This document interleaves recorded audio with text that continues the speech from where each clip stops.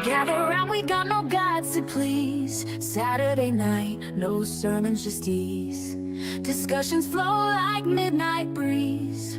No prophets here, just minds to tease. We talk big bangs and evolution. Question faith with our solution. Stars align in our confusion. Breaking free from old illusion. Join the fun, no need for trust. Dust to dust, we're stardust. No heaven high or hell to fear. Saturday night, we hold it dear.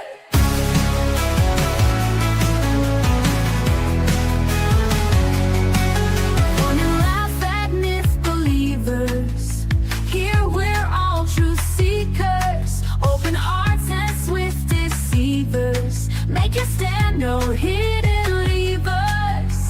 Raise your glass to reason's thrill. No ancient text, it's our own will. Debate till dawn, feel the chill. Saturday night, we got the skill. Echoes of a godless choir. Like the world, let's spark the fire. Free our mindset to inspire.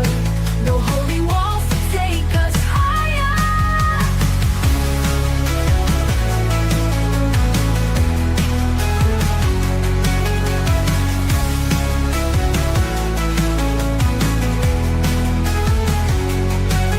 Join the fun, no need for trust.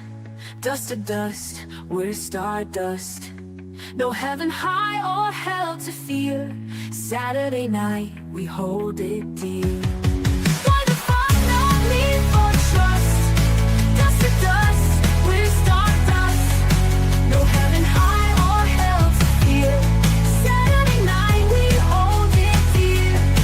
Join the fun, no need for trust. Dust to dust, we're stardust. No heaven high or hell to fear. Saturday night, we hold it dear. Fun and laugh at myth believers. Here we're all truth seekers.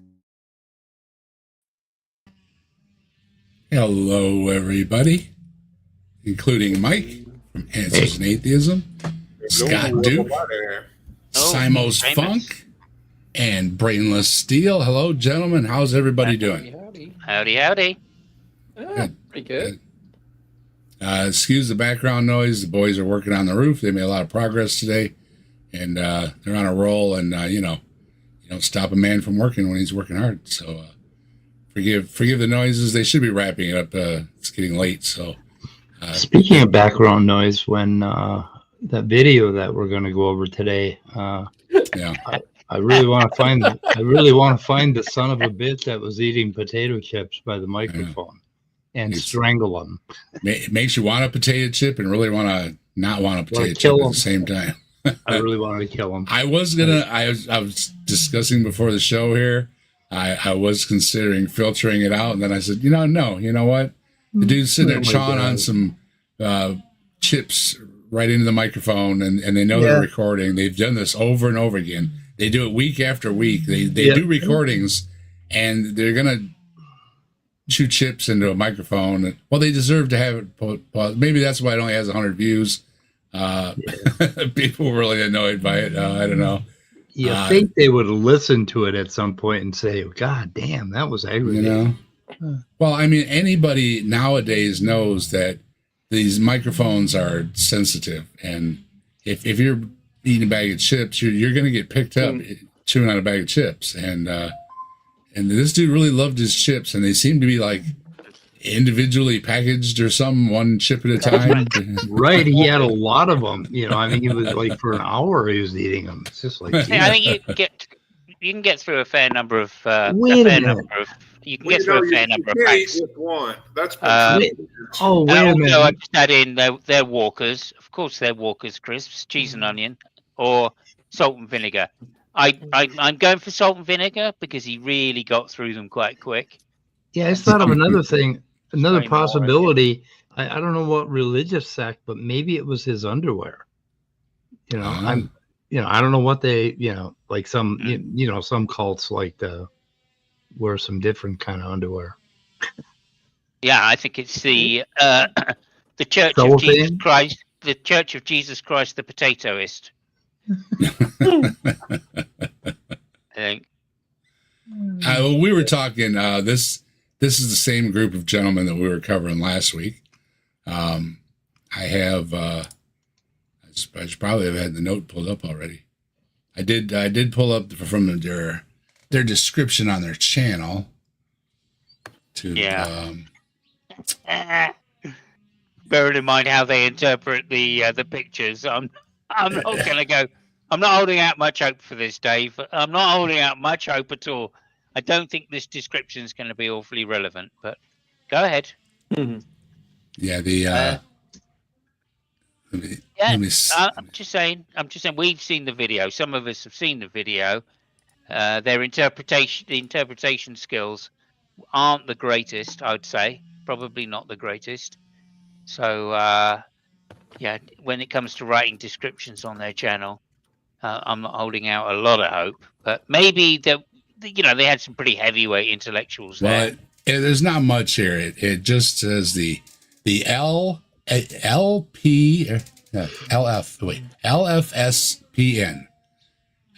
the Legio Filorum Sancti Philippi Neri, in brackets, the Legion of the Sons of Saint Philip Nrt. Okay. Yeah.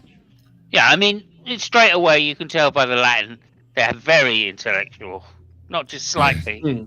Highbrow stuff here. Yeah. It's a traditional Catholic youth program committed to the spiritual, intellectual, and physical formation of its members, so as to establish the reign of Christ the King in Britain. In Britain. Oh, my. Oh, dear. They have just shy of 300 subscribers, 28 videos, and they've been at it since the 17th of 2023. Yeah, they have a study for men and children or something. I think they mentioned it. I looked it up last time. I've seen some of the videos. For women. And they talk about the I mean, I know they're highly intellectual because they talk about the great Kent Hovind. Great and wonderful Kent Hovind. That is something that won me over these videos. Folks that know me know that I don't like talking about the Hawaiian shirt guy that much. Other folks that cover him, go ahead. The dude gives me the creeps. But the very beginning of the video that we covered last week, one of the first things he said was, "This is the great Hovind that has all the evolutionists by the cojones," and he started out with this week's video too. This is like 4 or 5. I called it number 2. It's very confusing, I know, but he confused me because he has it broke down in parts 4, 1A, B, 2, 3, C. I don't know what the heck he's doing. It's Hovind's Hawaiian shirt guy stuff. Dave. You wouldn't understand. Dave. I guess it was too complicated for me, so I just said part 2, even though it was part 4, but technically it was part 5 because there's 5 parts of the 4, which I didn't understand how it went from 5 and how I missed one. But anyways, whatever it is, this is a 4th video at least that they made on Hawaiian Shirt Guy, and I thought it was way too many of them. But for Saturday Night the Atheist, I just couldn't resist. And then this guy, I don't want to give it away, but he's really being annoying through about half the video. And I thought, I just can't watch any more of this video. It's driving me nuts. And then I thought, no, it's perfect. I'm going to play the video as is, as bad as they made it. And it's nothing new. As a matter of fact, a lot of this stuff I've covered on my own channel. It's complete and utter nonsense. Man lived with dinosaurs. Well, of course he did, just like the Flintstones, right? And, that's the kind of nonsense level we're dealing with. So don't expect anything too intellectual this evening. Many of us have heard this before. We've had a good chuckle about it before. And I think the most amusing thing is they're still bringing up this stuff how many years later, like it's new to them or something, and praising this Hawaiian shirt guy. and he surely doesn't deserve any. So, any comments before we jump right into it? Go ahead. Of course, Dave. Of course, I've got comments, right? Like, I just want to mention last week's video. Like, as you rightly said, the guy said that Kent Hovind, the great Kent Hovind, has evolutionists by the gonads, and I felt it was a bit disappointing that he actually showed his gonads to demonstrate that. But nonetheless, go back and watch last week's show if you haven't, and see that fantastic moment. And then also, I like this week. They're a little more reserved. He starts thinking about showing his gonads, but he doesn't. Right? It's close though. It's close. So see if anybody watching, you see if you can spot that out. And if you manage to spot the bit I'm referring to, type a 1 in chat or an F in chat for his gonads. And then the third fuck, thing. I had to see him. Oh God! So the third thing, of course, is that bear in mind that they are ministering to men and boys only. Okay, so when you see them, like the Church of Jesus Christ and his gonads, when you see the guy trying to demonstrate that, just remember, they're doing this in front of men and boys potentially. Okay, that's all I've got to say. Anybody else? No. That's about it. Oh yes, I love that. I will mention. I will mention that I go for treatments next week. Last week was all the pre-testing, and I had every test in the world, and I'm supposed to be ready, scheduled, and good to go next week for my treatments. And I hope everything goes well. And anybody that wants to know what is the current state of affairs, I have been on the Mighty Filbert show, and he graciously allowed me to repost it so everybody can check that out too.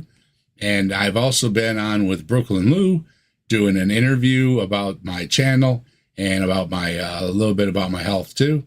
And that's going to be posted next on my channel because Brooklyn Lou also graciously said, by all means, go ahead and post it on your channel. I just didn't do them on the same day. So a couple days difference. You can get all caught up on what's going on. And other than that, Dave's getting lasered this week.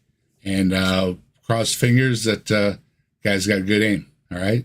And that's all I'm going to bore you with this week. I can say stay tuned on my channel. Any news, I will post it and let you all know what's going on. Okay. Lately, though, you may notice I'm a little fluffy. I picked up about 30 pounds in water weight and ended up in the emergency room. They dosed me up last night, and boy, did I pee. I'm 4 pounds lighter today. So I did pick up some water weight, but they checked me out. Everything's fine. It's just post-operative. I guess when they drop you down from your meds, your body has a reaction often, and it's to make you swell up. So it's not unexpected. These things happen. They took care of it. I did have to go to the emergency room to have it done, but man, let me tell you what, they stuck this thing in my arm, a little bottle of stuff, and it makes you pee like all night long. So pretty incredible stuff, really. So you're welcome, Lake Erie. And let's get right to this top tier video because these guys are just besides themselves with how great this guy is. We want to apologize, Dave. I accidentally showed my porn channel. I didn't realize I've seen that one as well. Like, oh my god, and so the Hawaiian shirt guy is very popular in certain parts of the world, it seems, even to this day, and it's incredible. So here he is, and we've got. Well, before we start, we got Fred dropping $10 Australian. Says Darwinism is wrong because there ain't no such thing except in the mind of incompetent excuse Jesus. I like that word. And Fred, just for you. You Let's rock with the fire in our veins. Rock on till the skies, till the thunder and rain. All hail Bigfoot, the legend, the king. He walks among shadows, the wild spirits sing.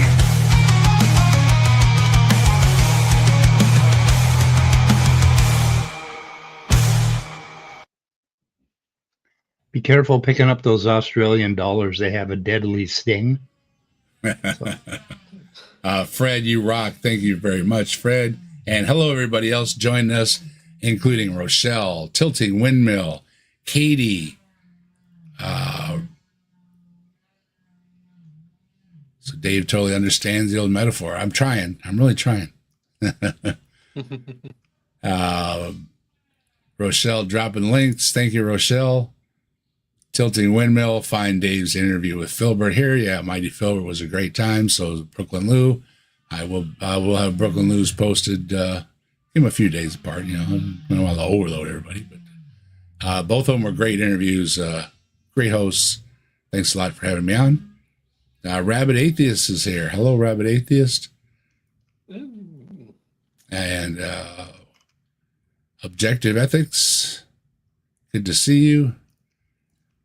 Folks are in the chats as well as out on the panel. Thank you for dropping those comments, including Simos and Scott Duke. And yes, we do love toast. Lisa for Truth is here. Hello, Lisa. Good to see you. And Chris Moore is here. And let's see, Fred, we already saw Fred. Fred dropping the super chat. And Fred had a question, was asking about the anagram for Skeptic Skeptic Dave. Yes, I am an anagram. Captive Desk is Skeptic Dave. So for those that don't know, now you know. So that's how I got the channel name. And we are back all the way to the top. Okay, it's good to see everybody. Oops. Pull the comments back up. Okay. Hit the wrong button. Come on, Dave, get with it. You're doing so well. Don't start screwing up now.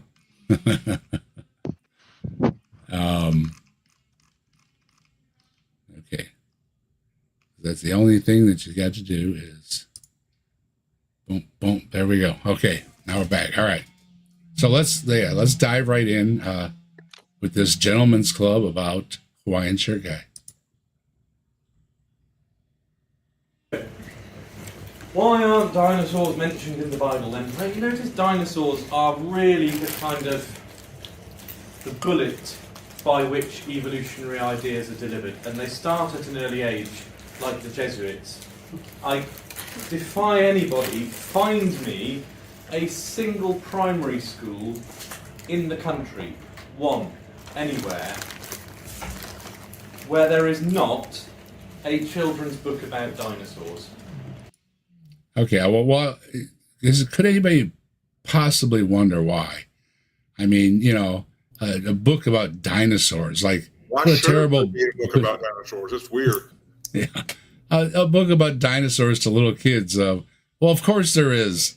I mean, what a ridiculous thing. I mean, what better way to talk to kids about something than having dinosaurs on the book? And the question hurts my head.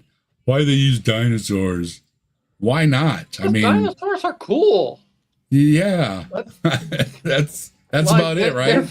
They're so interesting. Like, yeah, like he's like the scientists. Oh, they're using dinosaurs. How dare them? What's wrong with you? Hey, demon, good to see you.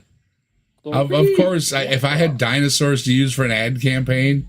Yeah, like I'm not going to use dinosaurs. It's really lame. They're really uptight about these dinosaurs. Like, you know, how dare them, you know, promote dinosaurs to kids? You know, it's stupid. It's what else do you call it? Brainless. You're a man of few words. Are we stuck at stupid? Is that where the evening's beginning? For the moment, yes. So, as the evening progresses, well, the night for me, like there might be other words that will boil to the surface because I've got a feeling that this is going to get under my skin again. And just to say with the theme of the show of the video.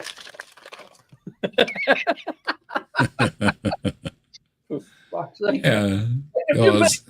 Objective says the Flintstones. Yeah, I mean, it's a cartoon about dinosaurs, and there's don't forget dinosaurs with Ramona. My oral hygienist name is Ramona, so the way I remember her name was from Dinosaurs, where he says, "And my assistant Ramona," and that is the dentist, the lady that cleans my teeth. So, kind of fun little story.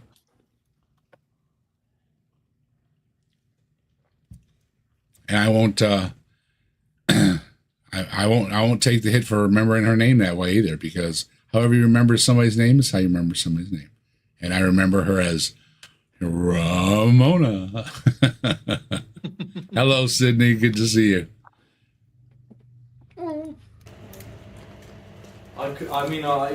Honestly, if I were to offer £1,000 in the press, I think my money would be very safe. Books about, books designed to teach children to read at the age of 3 or 4 or 5 about dinosaurs. And if you open it up, on the first page, the opening words,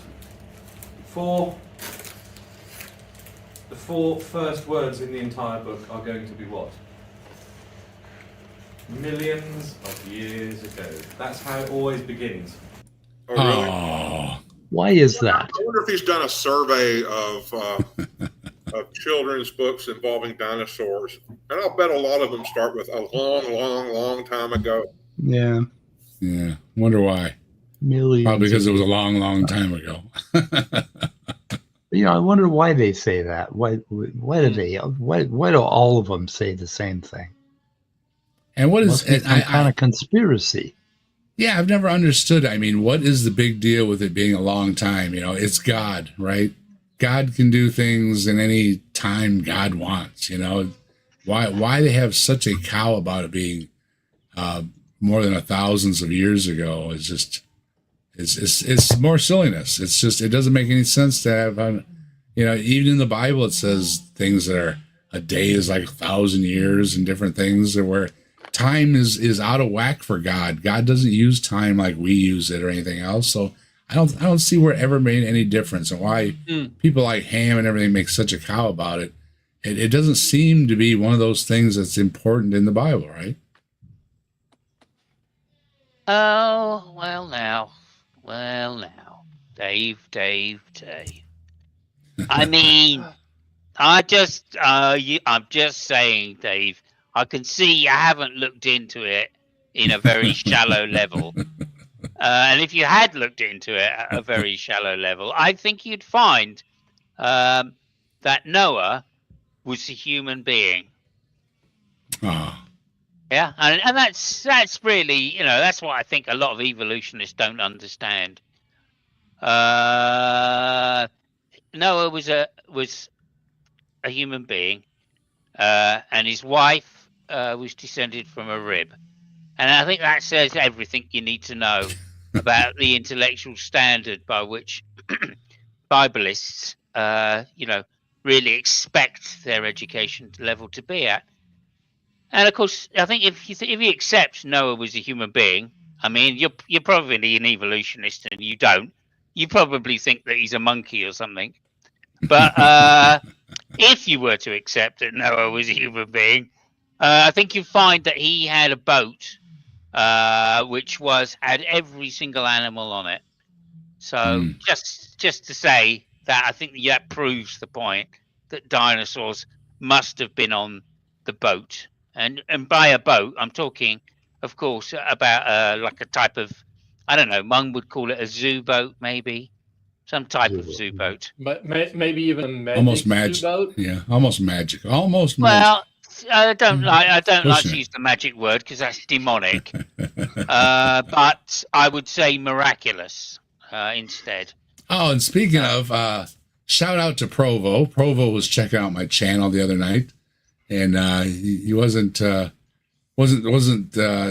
well, you know, he's got an interesting sense of humor. So he was talking about the Magic Zoo boat and how I have a problem with the Magic Zoo boat, and but he was talking about me on his channel. So hey Provo, thanks for the shout out. And you know, we don't agree on things, but I like checking out Provo every once in a while. It's a good listen there for a little while.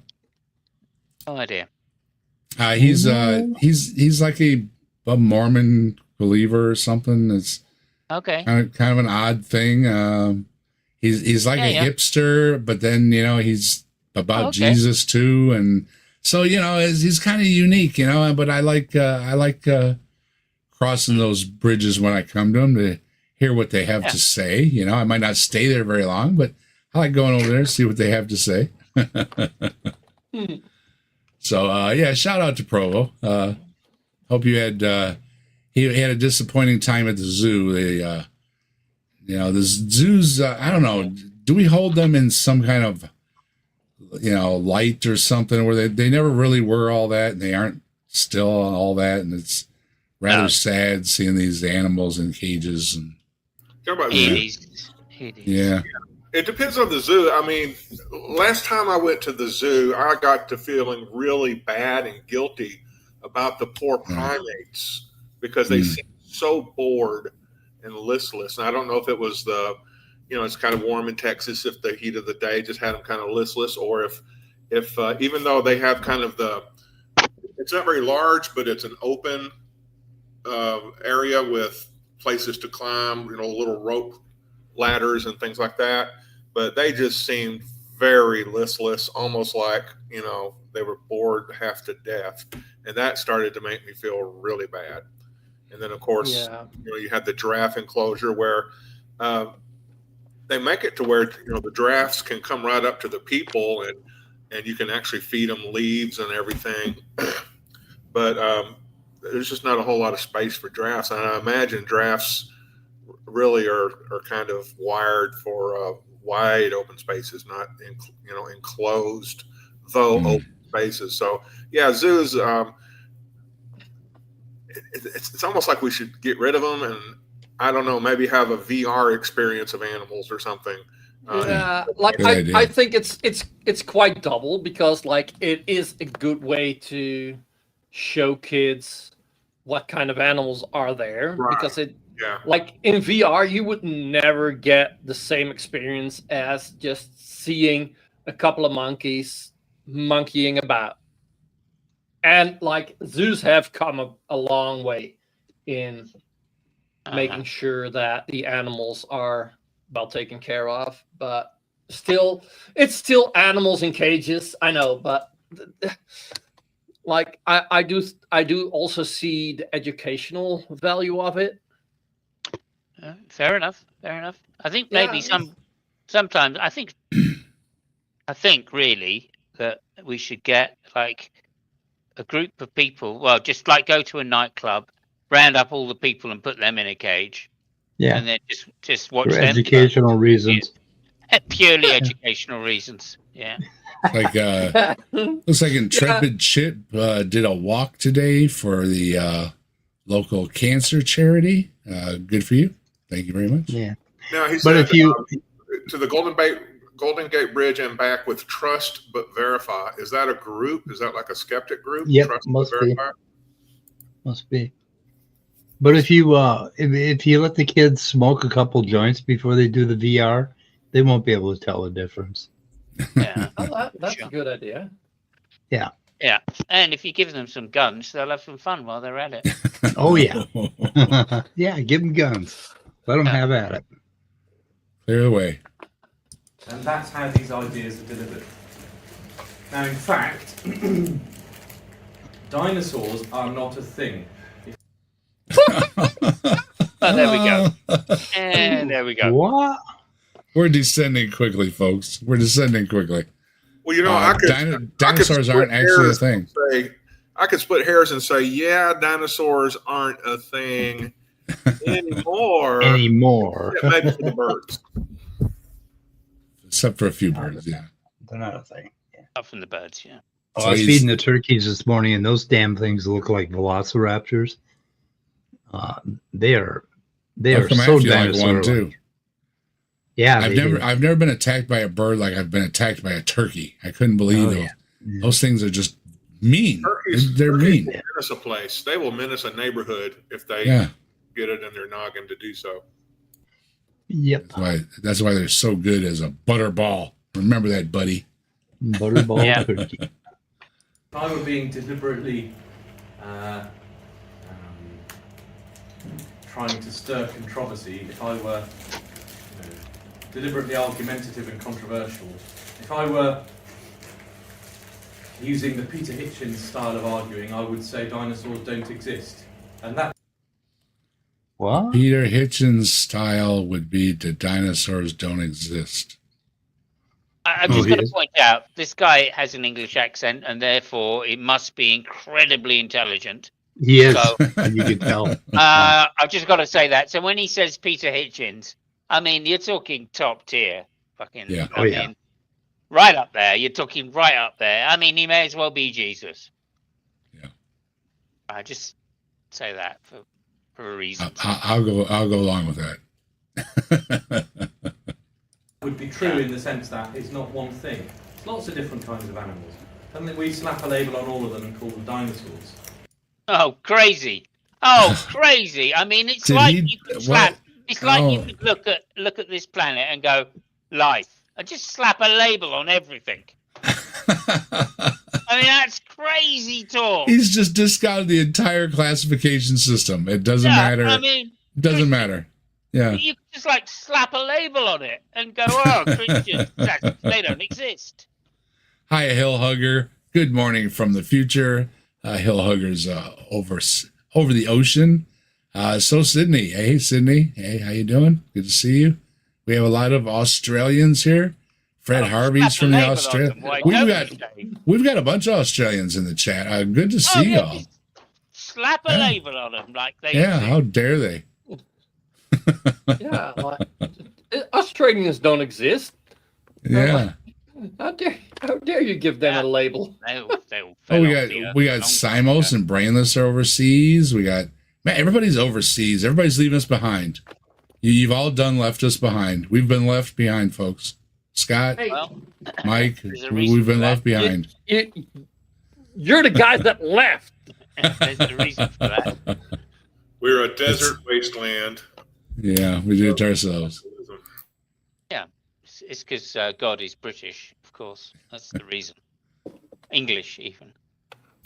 I always felt like God was British because I watched so much Monty Python's Flying Circus on PBS that all those little images of God. Yeah. With the arrogant belief that we know for a fact that they don't still exist today. Ah, cripe. See, he's back to Hovind. Well, of Yeah. course they still exist today. You just have to go to the Congo or to deep in the Mexican jungles or Of course, we these killed all other the places pterodactyls where in they're the war. yeah. Or a Yeah. poultry farm. Oh, Well, Matt- KFC. Matt Okay. Powell with his Civil War soldiers took the rest of them out, and No. The Australian, yeah, it was the Australians, right? That lost a war with Pterodactyls? dinosaurs, with emus. pterodactyls. Yeah, with emu. And rabbits, they can't. Try I tell you telling what, Colonel Australians, No, but like- do not send them in to fight against nature. That's just one thing. But Nature. look, people who have not heard it before, the emu story, the war against the emu, like those fuckers apparently are quite intelligent, and like they could not exterminate them, and like that's actually quite funny that like Hmm. if you get the army involved, like you can't exterminate an animal, and then try telling everybody that humans are the superior species. We most definitely aren't. If we were, there would not have been any more rats and mice because we would have exterminated them. Hey, Jasper, how you doing? Good to see you. Hey, Jeff. Of course, we don't know that. There are books that say no human being has ever seen a living dinosaur. Again, how can you be certain? No human being has seen a living dinosaur. A non-avian dinosaur. Let's be specific. No, there have been any dinosaurs around for 65 million years. I mean, that's a big gap. Yes, yeah. Birds, different classifications at how the birds are related and everything. And birds are technically a dinosaur and everything else. But when we speak about dinosaurs, they're not talking about these birds. They're talking about, or raptors or any of those kind of things. They're talking about dinosaurs. What everybody thinks of as a dinosaur hasn't walked this earth in a long time. And I think we all agree on that. We agree with the scientists on that. Now, does that mean that somewhere, some distant jungle somewhere, there might be something alive somewhere? Well, who knows, right? But it doesn't matter. For all intents and purposes, they are extinct. They're gone. Is there not a lot of evidence to the contrary? And the answer is there is. No, there isn't, buddy. Oh. But I'm anxious. This is the part that I enjoy listening to. I've done a whole video on this, so kind of thing. But no. Real quick question: is this guy the way he looks is almost like he's trying to look like the consummate British professorial type? Yep. But does he have like a brain club? Deliver eggs to supermarkets for a living. Yeah. Really, what is this guy really in education? Yeah. Yeah, I don't think it's education. I think it's their boys' club is what it is. Education is a bit of a wide topic. He teaches kids, and he's Catholic, so. Yeah, and in this, either this one or the other one I watched, he's having a beer. I mean, it's a pretty casual thing, It's. Yeah, kids are allowed around beer in this country. I mean it more as a social thing. It's not. It doesn't seem like they're taking a whole lot of this seriously. It's more of a social thing, and the talk and everything. He tries to make it serious, but he's citing Hawaiian shirt guy. I don't know how serious I'm supposed to take it. Yeah. Well, I'm just saying, Latin. Right? He's a Latin scholar because, he mispronounces some Latin words later on. So that's got to be something. Yeah, that's got to be something. I don't know who he is. Can we find out who he is, Dave? Do a background check on this guy. Yeah, I did do a little looking around. I'm suggesting maybe. I'm suggesting maybe we should check the register first. Okay. They do have a talk where they have their little outfits on, so maybe that'll lead some if I look at that video. What is his name again? No, I'm going to try and find out though. Don't you worry about that. I think. Didn't you have it from last week when you looked it up, Scott? Different guy, isn't it? No, same guy. Yeah, I don't remember the name from last week. Yeah, we only saw his feet last week. Yeah. Oh, really? And like the thing that I don't get that he even gets views because if you're interested in 100 this, views. And you want to listen to what he's saying, I'm sorry, but if I would have been interested in this and I would want to listen to this, I would not watch this video because the crackling is louder than his voice. He's hard. I know. You can hardly hear him. You can hardly hear him. I was going to filter it out for y'all. This is not stuff that you put out if you want to look at least somewhat professional. That's why I said part of Saturday Night the Atheist is giving people tips, right? And one tip is don't post something unless you listen to it because this is a terrible recording and you shouldn't have posted it. You should have redone it. Yeah, if I were running that church, I would have had him taken out and shot. summarily executed. Um, But you're out of here, dude. let me see if I got. It's in the pull-ups here. Watch later playlists. Yeah, see, I pulled it in that one. Darn it! I have to go looking for it. But yeah, it only had like, I think it's only like 100 views. Let me check this list over here. So I mean, you hurt yourself when you don't make a video. Like I said, as professional as you can. And in no way am I calling myself a professional. I don't think anybody here is. You know, folks nerdy and stuff maybe do a good job, but most of us are winging it, you know.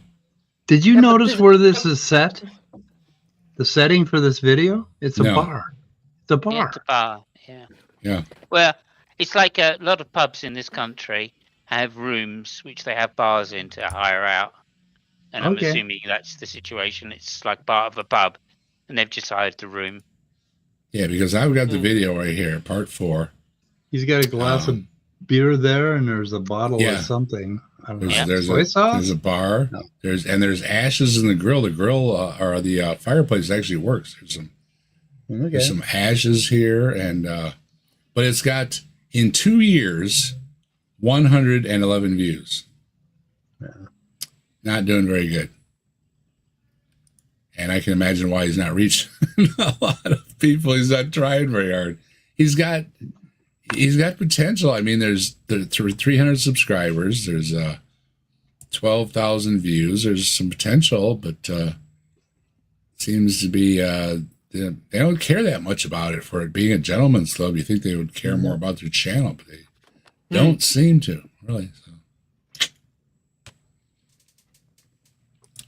Let's say, when is Captive Desk going to go belly up so we can say good riddance, like he said about Vody dying? I did say that about Vody dying. You know what? I've made a video before about Vody. I think Vody's an awful person. I think he says awful things. And, you know, it's a shame he had a heart problem. I mean, too bad he didn't get fixed up. Sounded like he was supposed to get fixed, and somehow brought him down at the last minute, brought his heart weak, and he didn't make it through. I do not find Vody a good person at all. Vody is gone, and I think the world is a better place without people like Vody. Now, it doesn't mean miss him. Death is not sad. Death of her loved ones is not sad. All that. Sure it is. Sure it is. But come on, man. Find something that he said that was nice. I defy you to find something he said that was nice. And so somebody already timed him out. Could be, but Smokey, I'm not a bad person. If somebody did something nice for somebody, they died. You know, I feel sorry for them. This person though actively harmed people, harmed LGBTQ folks. Actively harmed, and not just that. Women, children. This guy's right out of the 1st century. I mean, nobody wants a 1st century ruler over them, and that's what Vody was, and he was terrible. He's on my channel. Oh, he's on your channel? Yeah. But Smokey, somebody else made some comments to it, and I take it to heart when somebody says something to me.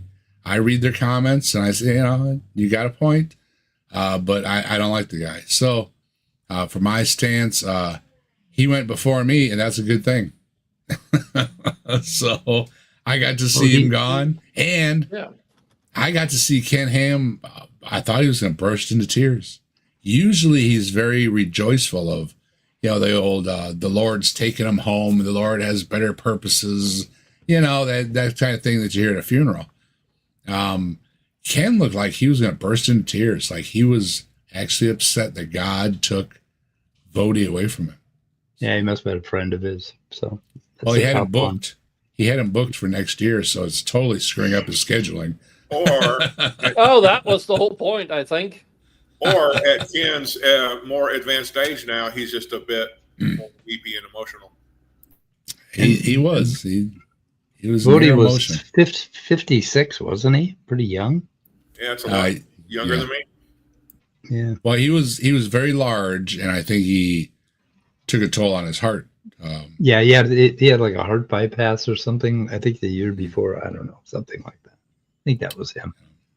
But, so out of the blue, Vody was gone, and I made a comment on it. Apparently, he saw the comment. I said, good riddance or something like that, and I meant it sincerely. If it's my karma and I have to carry it, I think I'm legit in saying that he was not a good person. So yeah, whether he died or not doesn't change the fact that he wasn't a good person, and he never tried to be a good person while he was alive. So if he's trying to work on being a good person now that he's gone, I think it's a little too late. Even the Christians say so. They're supposed to work on these things while you're alive, Now, Vody can have whatever convictions he wants. He can have whatever religion he wants. But if you're going to say things about people and you want sympathy when you die, you don't get it from me. So. Well, we're all going to die. And when I hear that somebody died, I often find myself feeling one way or another about it. It's like, oh, that was a loss, or oh, that was no loss. I'm okay with him dying.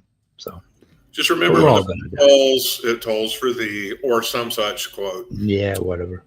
And there's been people in the community too that disagree with me, and it's fine.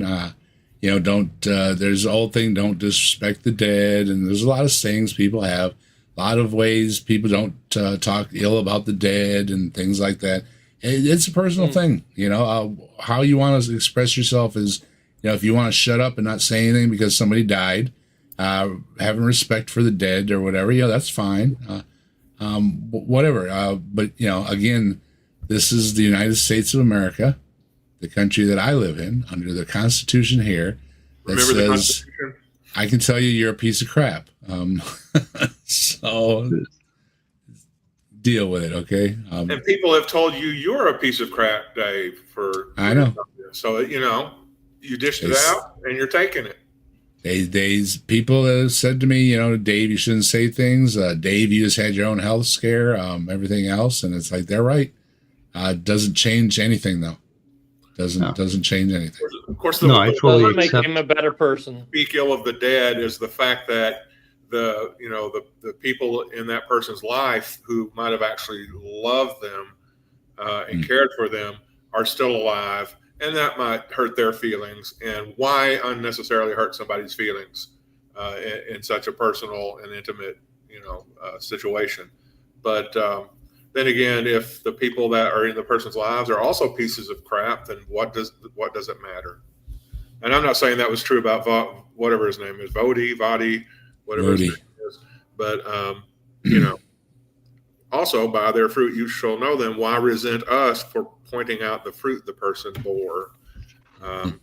It's not Christians alone who get to say what kind of fruit people bear. If you want a big, huge eulogy, have somebody do something that somebody wants to write one for, have so many things you did in your life that the eulogy is 4 hours long or something, because that's how long it takes to get through the list of all the life accomplishments you had. If you want your life summed up in a fantastic eulogy, it's possible to do so, but don't expect somebody to write a 4-hour eulogy about a piece of crap.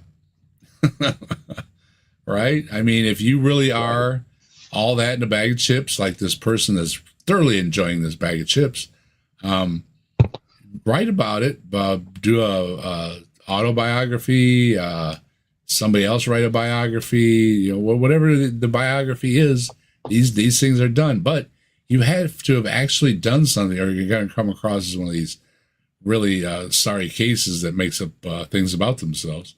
But if you've had that full of life, write about it. I'd love to hear about it.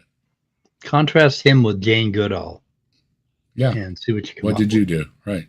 Yeah. What did you do? Speaking of all, if you hadn't heard, we lost Jane this week. The chimp lady. She worked with chimps for many years. She was in her 90s. She lived a full life.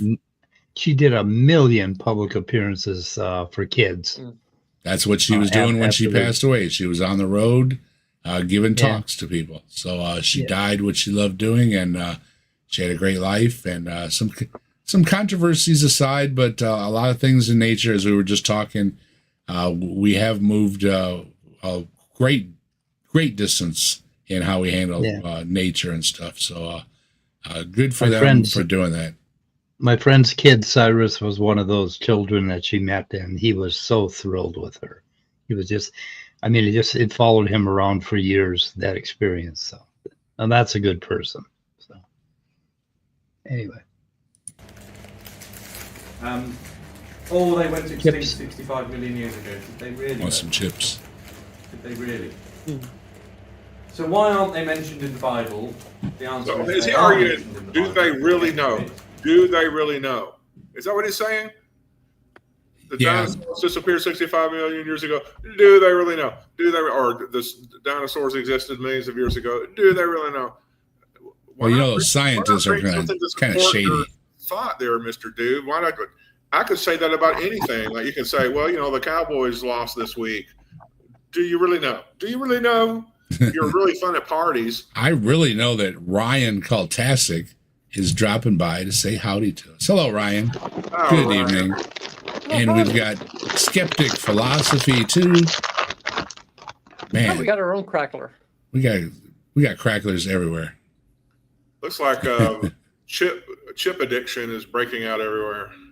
Yeah, well, that's the thing with the retaining water. They said don't have things with extra salt and stuff. And I mean, you mean like chips, right? Yeah.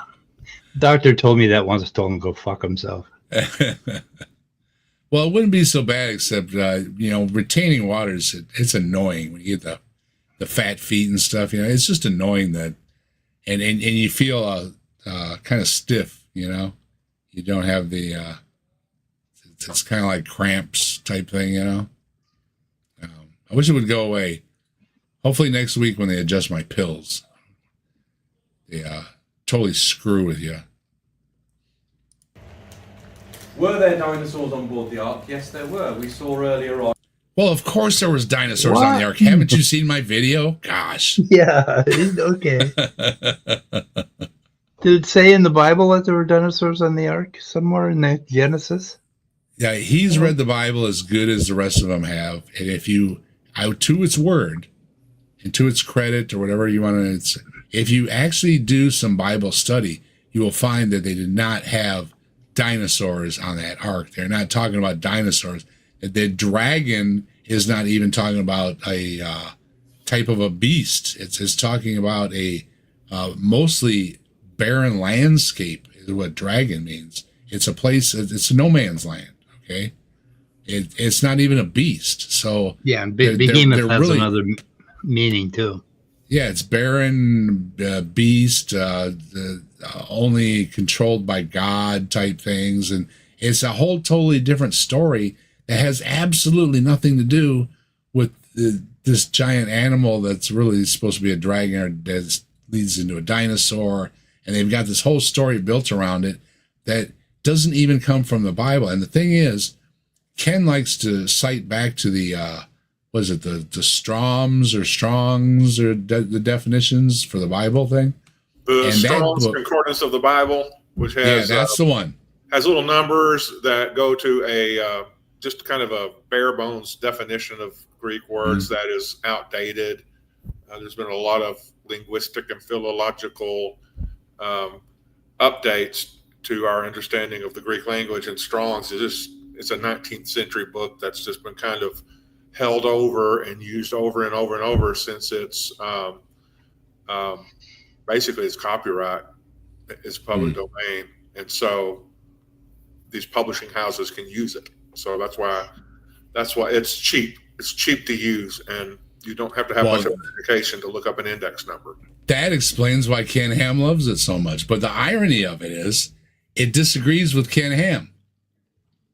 So his cheap butt will use it because, like you said, it's copyright free. So he just loves using it. But it also disagrees with his position on the dinosaurs being on the ark. You can't make this up, folks. You cannot make this up.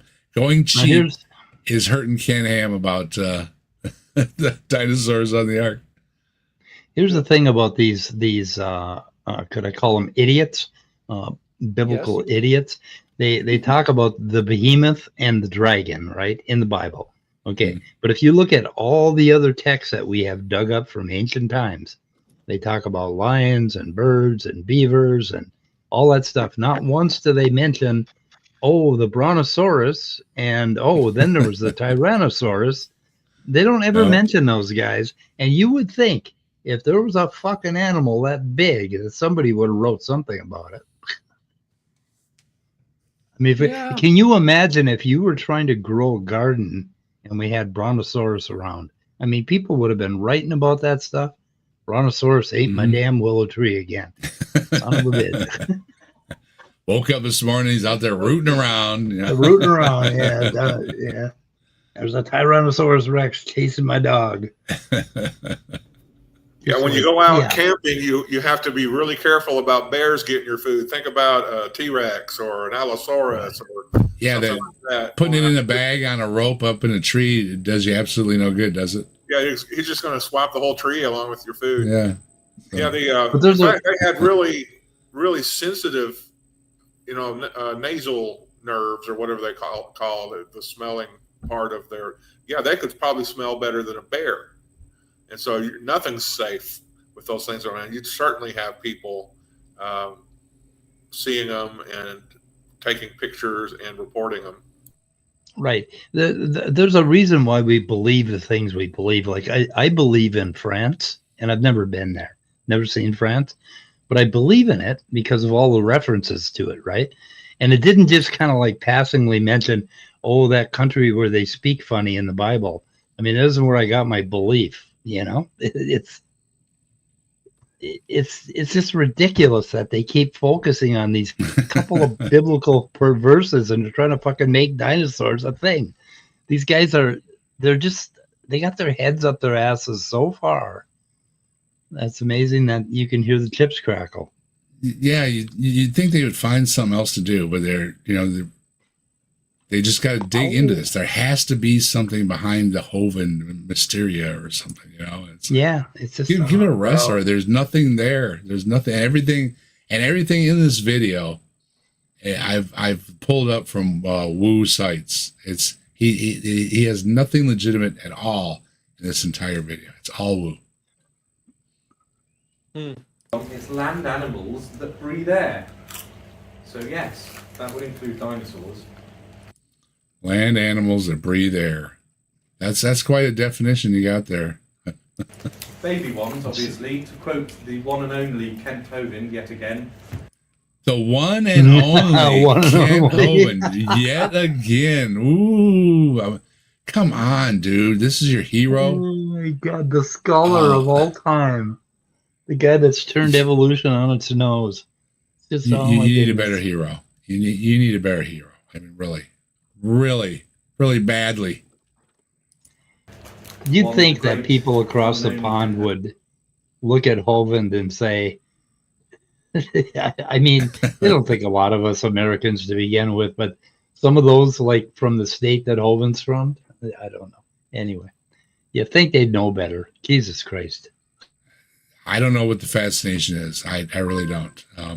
The way ministers and stuff talk about him, that he's such a genius and he has all the scientists on the ropes and the government on the ropes. And he's just, he's got a black book of everybody's, name on a list or something, and they're all really afraid of him. Or it's just amazing, this cult of personality they built up around him. And he doesn't have any. He doesn't. The things you hear about that young boy that had the tragic accident, and he says, other than that, the family had a good time.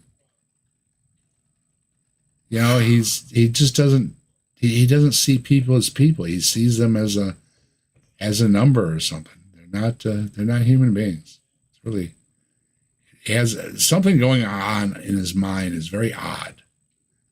Well, it kind of reminds me of when they asked about Trump about Charlie Kirk and his death and how he's doing, and he said, "Oh, okay. Look, we've been starting construction today." It's the same kind of phenomenon when a narcissist. Doesn't care. is asked about their feelings, they're going to say something that's a bit socially inappropriate. Mm.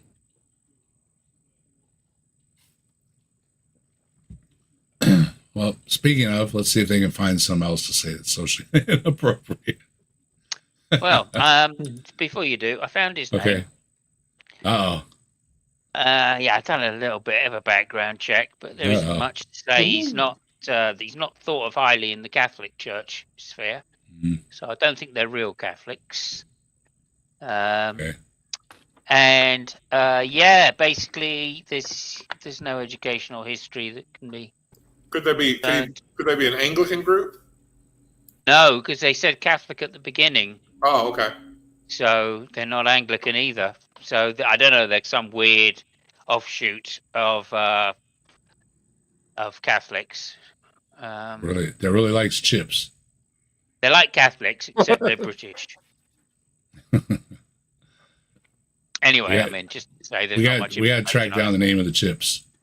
They're based on some kind of saint. They're based on some kind of Saint Neria or something like that. Or Yeah, I don't know Saint what Philip. Yeah. And Dave, they're not eating chips. They're British, so they're eating crisps. Crisps. Oh. Yeah, it's crisps. Walker's Crisps. cheese, salt and vinegar chips. Those ones. There's something wrong with you, British. I'm thinking about highway to get me a bag of chips. Damn right there is. Don't tell my doctor. Well, there's a lot of wrong with the British, but luckily they all went overseas. There. Yeah, They that's a belong. good thing. Good thing they left. Don't want them in Says America. just make sure that you get a pink one and a blue one. That you get 2 babies and you're good. Crunch, crunch, crunch, crunch, crunch. Weren't they already extinct by then anyway? No. Okay, on we go. So the word dinosaur was invented by Richard Owen. He's an alumnus of Lancaster Grammar. I'm sure glad that guy invented the word dinosaur. Ken Ham wouldn't know what to do with himself. That's right. I mean, Right. Hey, it wasn't invented until now. Wait a minute. I have a problem with this. Why does he pass off the invention of God on the beast that cannot be tamed by man, supposedly the behemoth of God, this beast, and he seems to dismiss it and not hold it in high esteem. So it's really. And if dinosaurs were everywhere and they were so big, why did they wait until the 19th century to invent the word? Yeah. To cover that group? And I thought Adam named all that. Didn't Adam name all the animals in the garden? So yeah, he was mad at the dinosaurs for some reason. See, it don't add up, Ken. It doesn't add up. I'm listening to you. He's eating his tomatoes. Theory. Here's a quick conspiracy theory. Maybe we're hearing the chips, or excuse me, the crisps bag rattle so much because there's a guy in the audience that doesn't like the speaker. And annoy him and maybe keep him from spreading misinformation. What do you think? Ryan says Adam first did nasty things to the animals, then he named them.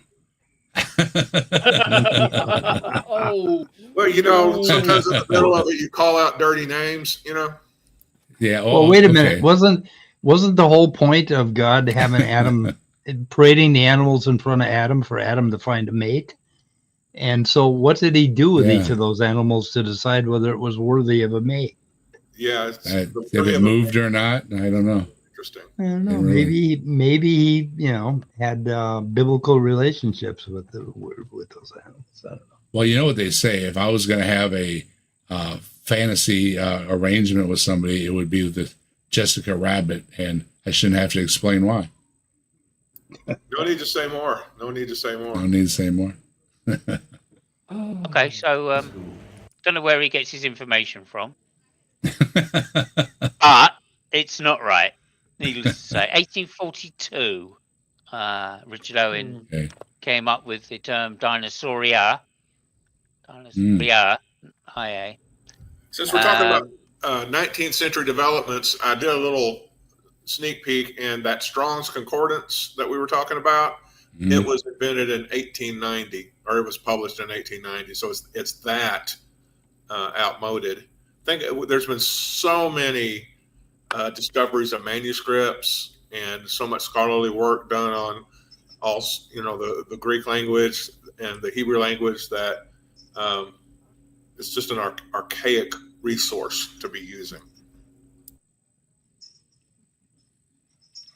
I know Ken Ham uses it a lot, so that fits. So cheap and archaic, that's right up his alley. Yeah. You could probably pick up an old Strong's Concordance just by kind of going to some old church somewhere and just lifting it out of their church library. Nobody would miss it because it's probably covered with dust anyway. I had one of those books the other day. I was cleaning off the bookshelf, and one of the books fell over in the back there, and it was really sad. It had cobwebs on it and stuff. And I was like, "Oh, you poor book." I had to clean it off and feel better about myself. Poor book. Was it the Bible? No, it wasn't even the Bible. It was like a regular book. I was like, "Oh, gee whiz, I can't have that." Should put the Bible up there. He invented the word in 1841 from the Homeric Greek Deinos, meaning fearfully great. Deinosauros, a fearfully great lizard. Oh, because it's Greek now, it's got a fancy name about lizards, and so it's special. What difference does it make a different language? Yeah, well, it doesn't mean that either. It means terrible lizard. Yeah. So I guess they're trying to hold on to something. Well, the Greeks, they named it a terrible lizard, so it must have been a real thing. It was a terrible lizard. No, and they could have named it any words that they wanted to. It's not that scientists usually name things internationally in Latin or Greek so that it is international and not biased to one particular country or language. They don't do that. Big, what's Ed? Ed's got nobody uses Strong's for accuracy anymore. Other sites and programs are better for that stuff now. Collects dust in most libraries. Yeah, other than Ken Ham. So, and brings me great joy that Ken's blowing the dust off of something to use to get his information. Because I noticed that when he puts it in his description, that he hides the Strong way down at the bottom. And I was like, why is he doing that? And it's because he's embarrassed to use it. I was like, that's funny. That's funny. But he'll use it anyways because it's cheap, and he's cheap. So he'll keep using it probably till the day they carry him off because it's cheap. And that's often the joke I told about my mom. My mom would have a bunch of stuff in the cupboard, when we were kids. And she goes, "Why don't you eat this stuff up? I bought it from the store." I said, "Well, we don't like it." And she goes, "Yeah, but I got 5 of them because they had a coupon." So now we got to eat 5 terrible things because she had a coupon and she bought 5 of them. Thanks, Mom. I miss you. It's a bit of a pretentious word if you think about it, and it was invented in 1841. Why? It's not pretentious at all. I mean, well, it is to him. If you pronounce it in a British accent, it's kind of pretentious, but no, that's French. But that's everything. That's French. French is pretentious. Moi is a pretentious word. But anyway, no, look, dinosaurs. That's just following, or dinosauria is. It's just following the convention of naming that had been used up until that point, because most of the people that had done work in that area used Latin. So people carried on using Latin for anything to do with biology, basically. That's how that worked. And Rochelle's reminding people there is a dual stream going on over at Mike's channel. Give Mike some love, too. Mike has a great channel. And Mike is a great part of Saturday Night at the Atheist. So make sure you share some love. You want to do your chat over here so we can be a community. All right. I threw Smokey out of my channel. That's where he got in. Hmm. If you do a remove, what happens? They remove him forever? Probably. I don't know. I just most of the time I don't do anything with those things. You know, I usually say my piece and they move on. The few people that have been blocked were just jerks posting some nasty stuff. Most time people, you know, if you don't engage with them, they just go away. So, you know. I thought that was a nasty comment today. That was, yeah. You don't do that shit. It's like with my health. I've gotten some comments from people. I was like, hey, you know, some people reached out that I didn't think really liked me all that well. Said some, you know, get better, Dave. Hope you feel better, Dave. You know, stuff like that. You got this, Dave. Hey, I appreciate it, you know. And then some of them came back and they had to follow up and make some comments. And it's like, you know, I was giving you the benefit of the doubt that your true colors were showing that even though you can be a jerk, that really, you know, hey, somebody's not feeling good, you know, you should wish them well, you know. And then they come back with, well, what if you die and you meet Jesus and you got this and that and this? I ain't dead. So I don't know why you throw all these questions at me. Just knock it off, okay? They just feast on this. There's something wrong with an atheist, right? And I got news for you. There's going to be something wrong with all of us. So it doesn't matter that I'm an atheist. You're not singling me out in any way. I'm no different than anybody else. And there's no hate like Christian love. You know, there it is. I mean, now there have been genuinely some people that have been nice to me, and I appreciate it. I don't want to discount that. But these other folks, it does seem they're taking glee over somebody being ill or something. It's, you know, now again, they're going to throw at me, well, you took glee in Vody dropping over, right? Yeah. So somebody wants to take glee in me dropping over. Well, when the time comes, you can post something and say, haha, Dave dropped over. There and you're not going to give it, and Dave's not going to give a shit. I'm not going to give a shit because I ain't going to see it. So who has the last laugh, right? So yeah, let's knock it off. Okay.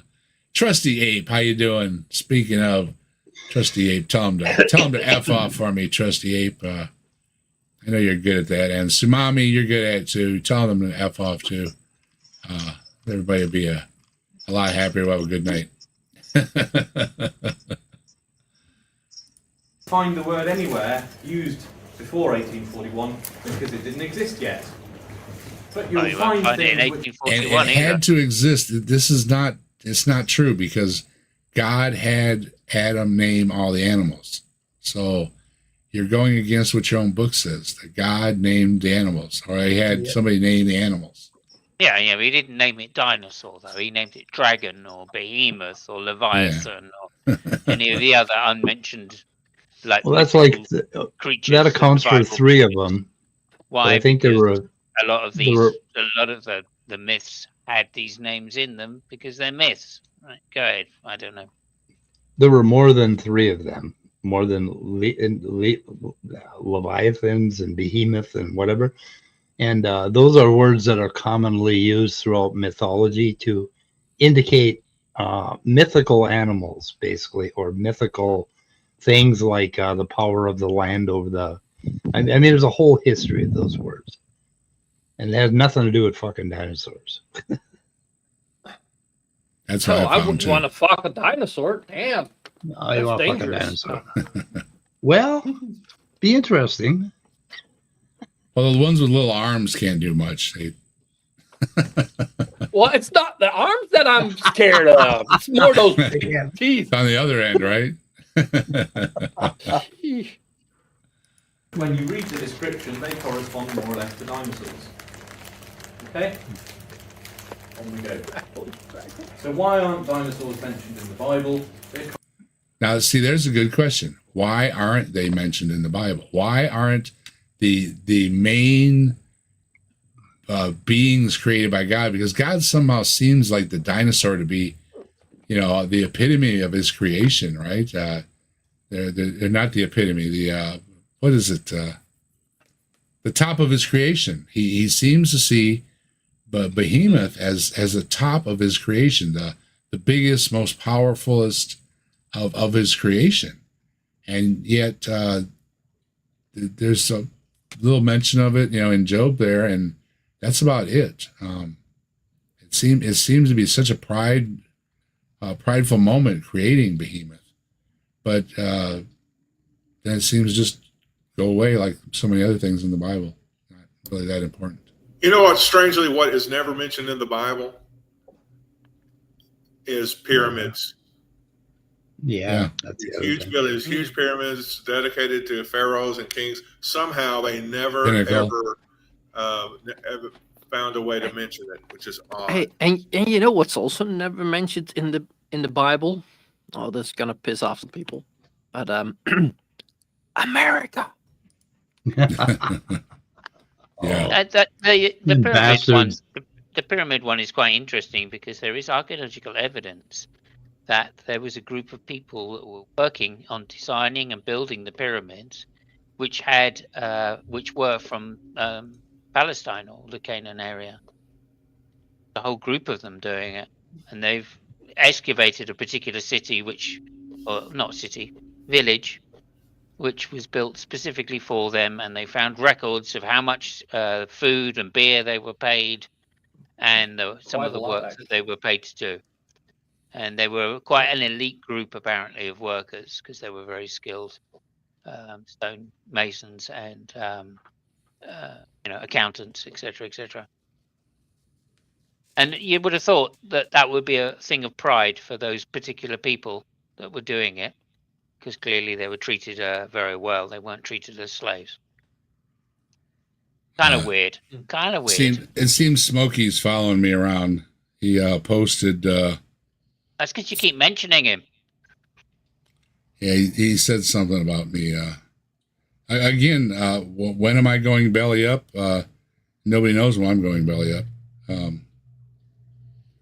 When's Captive Desk gonna go belly up so we can say good riddance? Like he said when Fody died. I feel the same way about Smokey. When's he going back to prison? Yeah. And like, you know what he could also do? He could just hit that little X on the top to close the tab, and then he will not see Captive Desk anymore. And then he can say, "Be like you were gone." Yeah. It seems that he's really worried about my soul or something. Like if you don't want to see Dave, then just fuck off. Yeah. Oh, he hashtagged me in it or whatever. I'm named in it and everything. So yeah, it meant enough to But with some of his history and things he's said and everything, not a good faith actor or anything, but apparently he has nothing better to do this evening than talk about me. So okay, whatever. That's sad. Well, then again, we've got nothing better to do than talk about the losers in this that's video. True. I ain't saying nothing. I'm watching a video with 200 views, so in 2 years. Okay. Speaking of the video, we'll get back to the video. Get my arrow. Hold on. Because the word dinosaur didn't exist yet, on we go. What were they maybe called instead? Well, we have this thing called a dragon. Oh, but everybody knows dragons are mythical creatures. Yeah, see, there's your problem. And Ken Ham brings this up often. So is people. And yes, the dragon is mythological. And when they bring up why is it the only one on the Chinese calendar that isn't a real animal, it's because it's mythological. It fits in with the mythological understanding of it. It's like that one is mythological. And he's going to bring up other things about Marco Polo and everybody else talking about dragons. And they all talk about them in a mythological theme or whatever you want to call it, as well as ones that are from other countries that they're going to mention too. These things are all different, okay? You have animals that are chimeras and all different things, different parts of animals glued together, stitched together parts of birds, lions, tigers, leopards, the fiercest, and especially with the tooth and claw animals, and the ones that had wings, made them even more powerful, turned them into griffins and all these kind of things. There's a long list of this stuff, and if you actually look them up and not just repeat what talking points are or whatever, if you actually look up any of these animals, you will see they are incapable of being a real animal. Okay, the knees all bend a different way, and because they are parts of different animals taken and put together for a reason, to show reasons like tooth and claw, the power of that, and then what if it had wings? It would be even more powerful, wouldn't it? Of course. But these things are not real animals, and you know that, sir, including about a dozen of them that are listed in the Bible. They're not real animals. They are listed for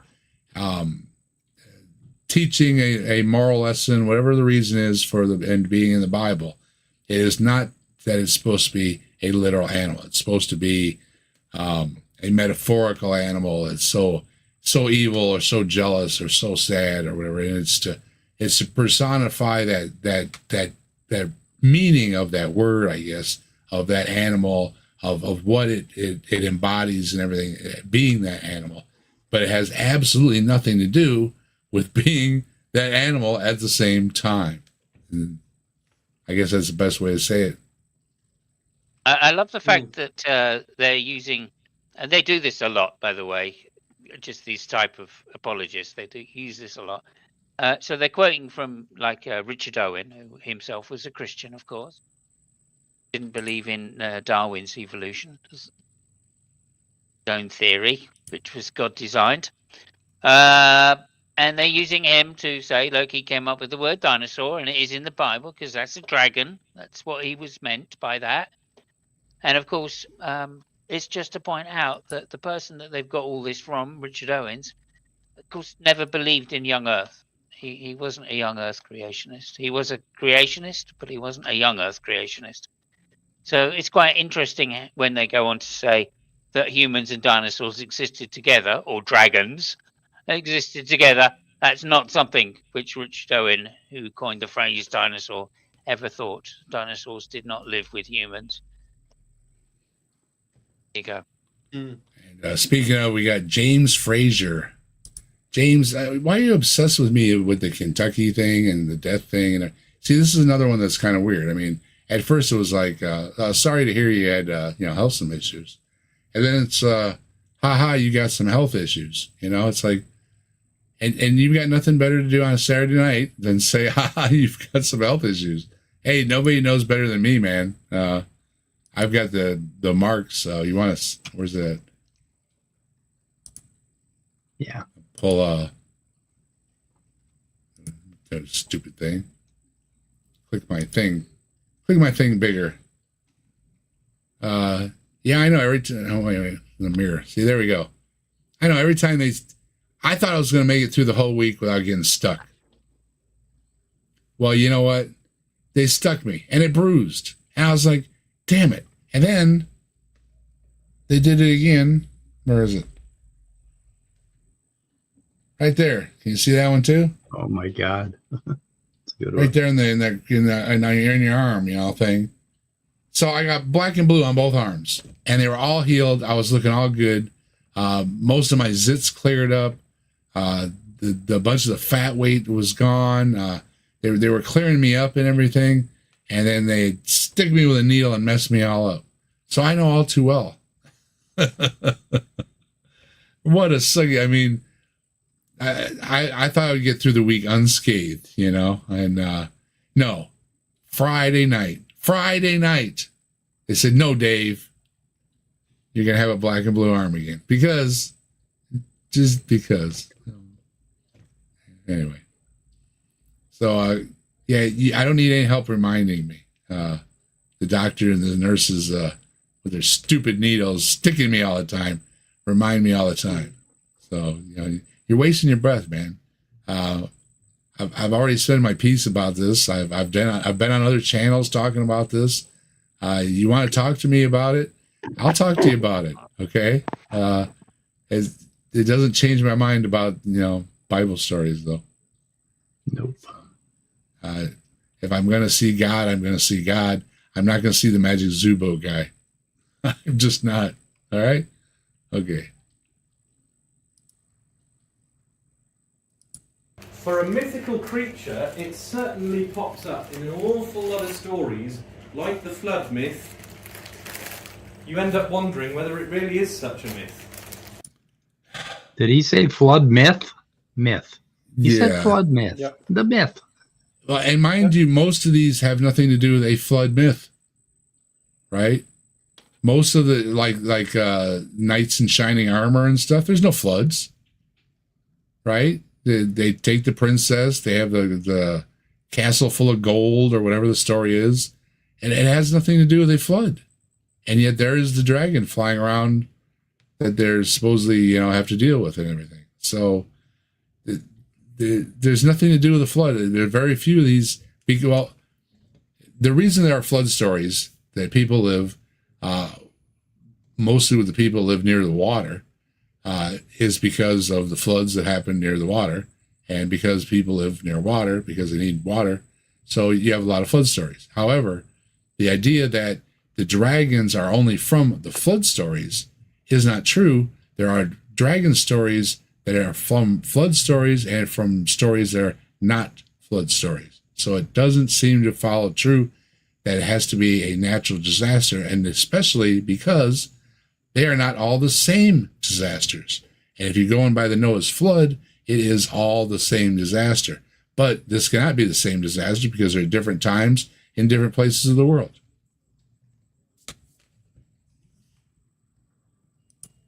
Because all over the world you have stories about dragons. Yeah, all over the world through different periods of time, through different areas, through all these things are different. He's leaving out that point. Yeah, and like they all had those stories, like, and some of them are probably based on them finding a dinosaur skull or bone, and we're like, whoa, this must have been a ginormous animal. Mm-hmm. And then thinking like, what could it be? And making something up from one or two bones. Pictures of dragons can get really weird things. And if the word dinosaur wasn't invented till 1841, what maybe would people have called these dinosaurs if they had met one? They probably would have referred to them as dragons, I think. Well, of course, from your opinion, but I've already pointed out that they would be wrong. They would be ignorant. They would not be using a source properly, because if you source things out in the Bible, and I've done this, I forget the number off the top of my head. It's in my notes somewhere, but I looked up how many times dinosaur was mentioned in the Bible, because it was something that Ken Ham's been harping about for many years. And when you look these things up, you will find that they are often talking about nothing whatsoever to do with a dragon or a monster or a being of any sort whatsoever. It's talking about no man's land, something somebody's very familiar with. And through history, there have been places where people just don't live, usually because they're not nice places to live. Okay, they don't have food, water, and it's a no man's land. Deserts and stuff like that are primarily no man's land. Now, again, yes, you have, sanctuaries, and they know certain ways to go where the water is, blah, blah, blah. But all around, though, you don't live in the desert. It's not the ideal place to live in, because it's a desert. There's no water. Now, we like water, and so generally, it's a good idea to have a place that has water. But Dave, also, you said we like water, but there's also something else that we like a lot. I think you know what I'm talking about. Well, has anybody mentioned it lately? I was just thinking to myself, I don't think I've seen anybody mention it. I believe I've seen some pop up in the chat. Okay, earlier. well, Like, we'll go through here and we'll remind everybody that around here, we do. We love toast. We love toast. We love toast. We love toast. We love toast. woohoo! Dave has been having toast. I did not have toast today. Today was a store day, so there wasn't any toast. But there was some sausages, so I made some sausages and some fruit. And my son came over early today to, he's helping finish up the roofing project. Doing an outstanding job, by the way. Thank you. Both my sons have been working very hard. I was working as much as I could. I can only do stuff till it starts to, if I feel it, right? So then I got to take it easy. So I do what I can. But we got a lot of stuff done this week, doing it in a cautious manner, a little bit at a time. A lot of things got done this week. So thank you, everybody. And things will come together. It's just it's a bump in the road. And, these things happen. We also have somebody who offered some help. They need to pay somebody to help out or whatever. They know a guy was the word. And I appreciate that too. People looking out. So things will get done. Things are moving forward. And thanks to everybody that's been helping out to get this finally half of it's disappearing from my yard at least. So thank you, everybody. And I do appreciate it. Yes? Okay. This is Daniel chapter 14. Now that won't be in the Protestant Bible. Not only are several books missing from a Protestant Bible, but even books that they do have are missing some chapters. The last 2 chapters of the book of Daniel are not in a Protestant Bible. Many of them were removed because the Protestant heresiarch who founded that particular religion didn't like what that book of the Bible taught. There's a bit of a problem when if you're Martin Luther, or I don't know, whoever else in the language. And what books did the Catholics leave out? Yeah, I was saying the same thing. That's a two-way thing, right? They leave in and they leave out. And I like this story. I don't like that story type thing. Well, boo-hoo, right? That's happened a lot through religious texts, that your story isn't always the one that's the most favored or the one that gets to be in there. Native atheists, hello. Asshole, hello. I saw somebody else there too. Kafai, I'm just here for the toast. Well, Kafai, that's the comment of the night, because we do love toast. And, Brainless was just mentioning it, and we're going to mention it again. And Kafai's mentioning it again. It's a trend, folks. We love toast. We love toast. We love toast. We love toast. We love toast. And I'm here to testify that I had some toast earlier and I loved it. There you go. Well, Intrepid Chimp, we love toast. All right. I have been having toast. As I said, I am not a breakfast person, but when you're taking meds and they tell you, eat with this or don't eat with this, blah, blah, blah, you have a little direction. So some meds do make you want to eat. They can't talk to your stomach like, I want something to eat first. So, and toast is quick and easy. You pop it in the toaster, boom, boom, boom. It does. It goes down fast and easy to make. And most everybody's got some butter, some jelly or something, some cheese, some garlic, whatever you like on your toast, and away you go. So, toast is good. We love toast. We're going to have to do it again. We love toast. We love toast. We love toast. We love toast. We love toast.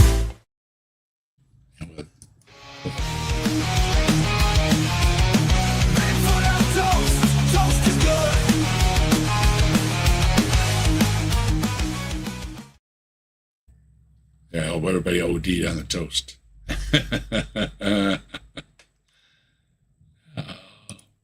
Yeah. Everybody have some toast. Enjoy your toast. All right. Okay. Who do we have here? We've got the redeemed one. Do heck. I thought it's do host. Just,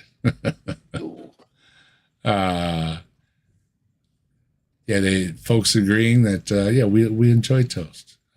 Now I gotta go listen to Do Host.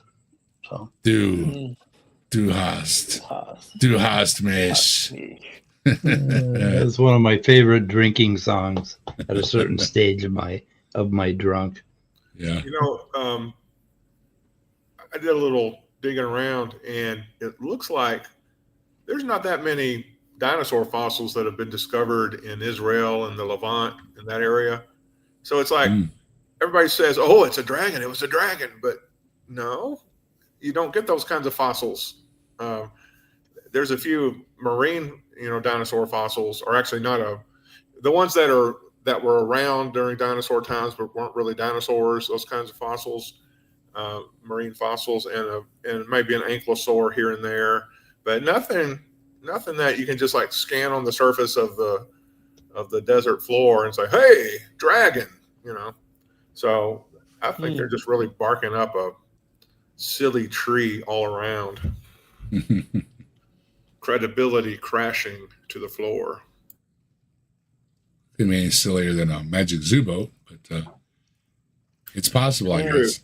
If you try to keep a straight face and talk seriously about all those things, I don't know how these people have any credibility with anybody. That's the thing. Even facing bad news from the doctors and stuff. Somebody would ask me about what my religious leanings are these days. And it's like, well, if Jesus is going to show up, then Jesus is going to show up. But I'd much rather talk to the doctors right now. Jesus got a rest of eternity. I can talk to him. I'm more concerned with what the doctors are doing for me, and if the doctors are going to see me next year or not. That's my major concern. You don't need Jesus yet. Don't need him yet. Hey, I got no problem with Jesus. Rebecca, Bread of Life, said, Dave, you don't seem to have any problem with Jesus. And I was like, I don't have any problem with Jesus. So me and Jesus are like this. Like, we cool. If they started, I was telling Mike this earlier, if they started having communion with Chick-fil-A chicken nuggets, I might become a Christian again. Yep. There you go. See, there are ways to a man's heart. I mean, they're usually right there. Nobody should give money to Chick-fil-A. Don't do that. Please. Mike was trying to make me feel guilty. Yep. Should have went to the next spot and got the shitty chicken nuggets. Yeah, all the other ones are just kind of crappy compared to Chick-fil-A. Now that you've told me that, I'm dying to try them because I've never been to a Chick-fil-A. I had some. We don't have. We were looking for something to have in the freezer, for a snack, and she came across these new kind of nugget things. They were awful. I don't remember the name of them, but I told her, "Don't buy them ever again." Man, when I was a little boy, my mom told me that Chick-fil-A were a bunch of homophobic assholes, so I never went. They are. So. Good advice. Yeah, they are.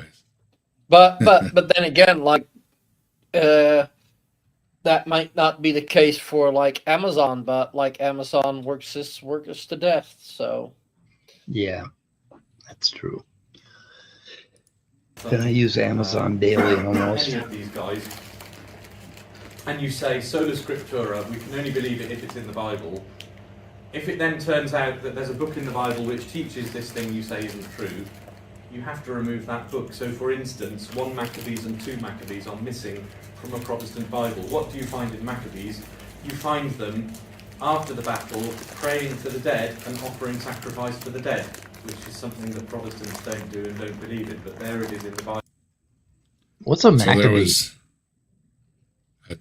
there was Maccabees was a kind of a Jewish royal dynasty that ruled England. Not England. I'm sorry. No, I mean there was a book in the Bible. So what? There was a book in the Bible named Maccabees. It was called the Apocrypha. In other words, it's books that were highly respected, and some did consider as scripture, but it never made it into the canon.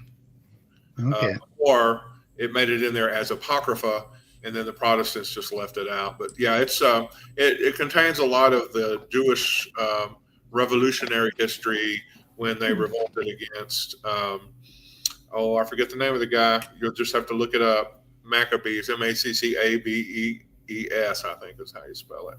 The redeemed one wants to know, do you believe that God exists? Well, no. This is Saturday Night at the Atheists. We do not believe that God exists. That's kind of what an atheist means. So, easy answer to your question. Do you believe that God exists? No. I mean, there you go. So those books have to go. Martin Luther was particularly against the idea of chastity and vows of chastity and virginity. Of course he was. Yeah, of course he was. A Puritan, yeah. Famously. I want to know what's in that wrapper that he just opened there. He found something good to open, I think. Yeah, that was a Kit Kat. Okay, yeah. I was thinking must have been something sweet to top it off. Done my research. You know what I'm craving right now? Those mint chocolate, those chocolate covered mint cookies that the Girl Scouts sell. That would be good right now. But I'm a diabetic, so I can't have any.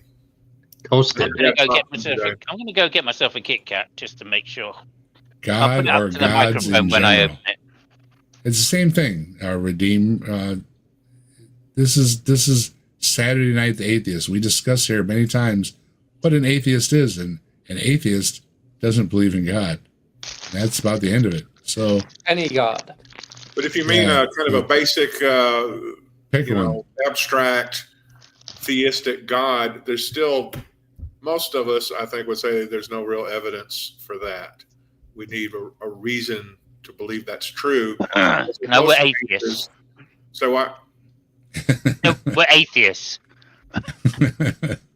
Right? It's in the title. It's in the fucking title. All right. They got a problem with this word, and it's like, I mean, it's kind of self-explanatory. Atheist is no God, right? And they keep pushing it, and they, it's just like the fascination with me. It's like, oh, you're an atheist, and you got bad news from your doctor, huh? It's like, yeah, my doctor gave me bad news. I didn't find it in the Bible. If you're an atheist. Luckily my doctor's on it a lot more than the Bible people are. So, yeah. And Simply Secular Dave, thanks for stopping by. And Jin is here too. Hello, Jin. It'd be really cool. It'd be really cool if you went to your doctor and the first question they ask you is, are you an atheist or a believer? And you tell them, well, I'm a believer. And they say, okay, we'll pray for you. Next. Yeah. Dr. Mordecai is here too. I'm going to get some ice cream. Ice cream is good too. I had, the throat down or the scope down my throat the other day, tore my throat all up. My voice was just recovering. They tore it up again. I told my wife, I earned some ice cream. So she got me some ice cream. I had something shoved down my throat. I should get some ice cream. And I got some ice cream. Helped a lot. I tried some strawberry. It'd been a while since I had some strawberry. I said, give me some strawberry. So she's found some good strawberry. And sorry about the siren out the window there. But it was some good strawberry. I really enjoyed it. So strawberry is good too.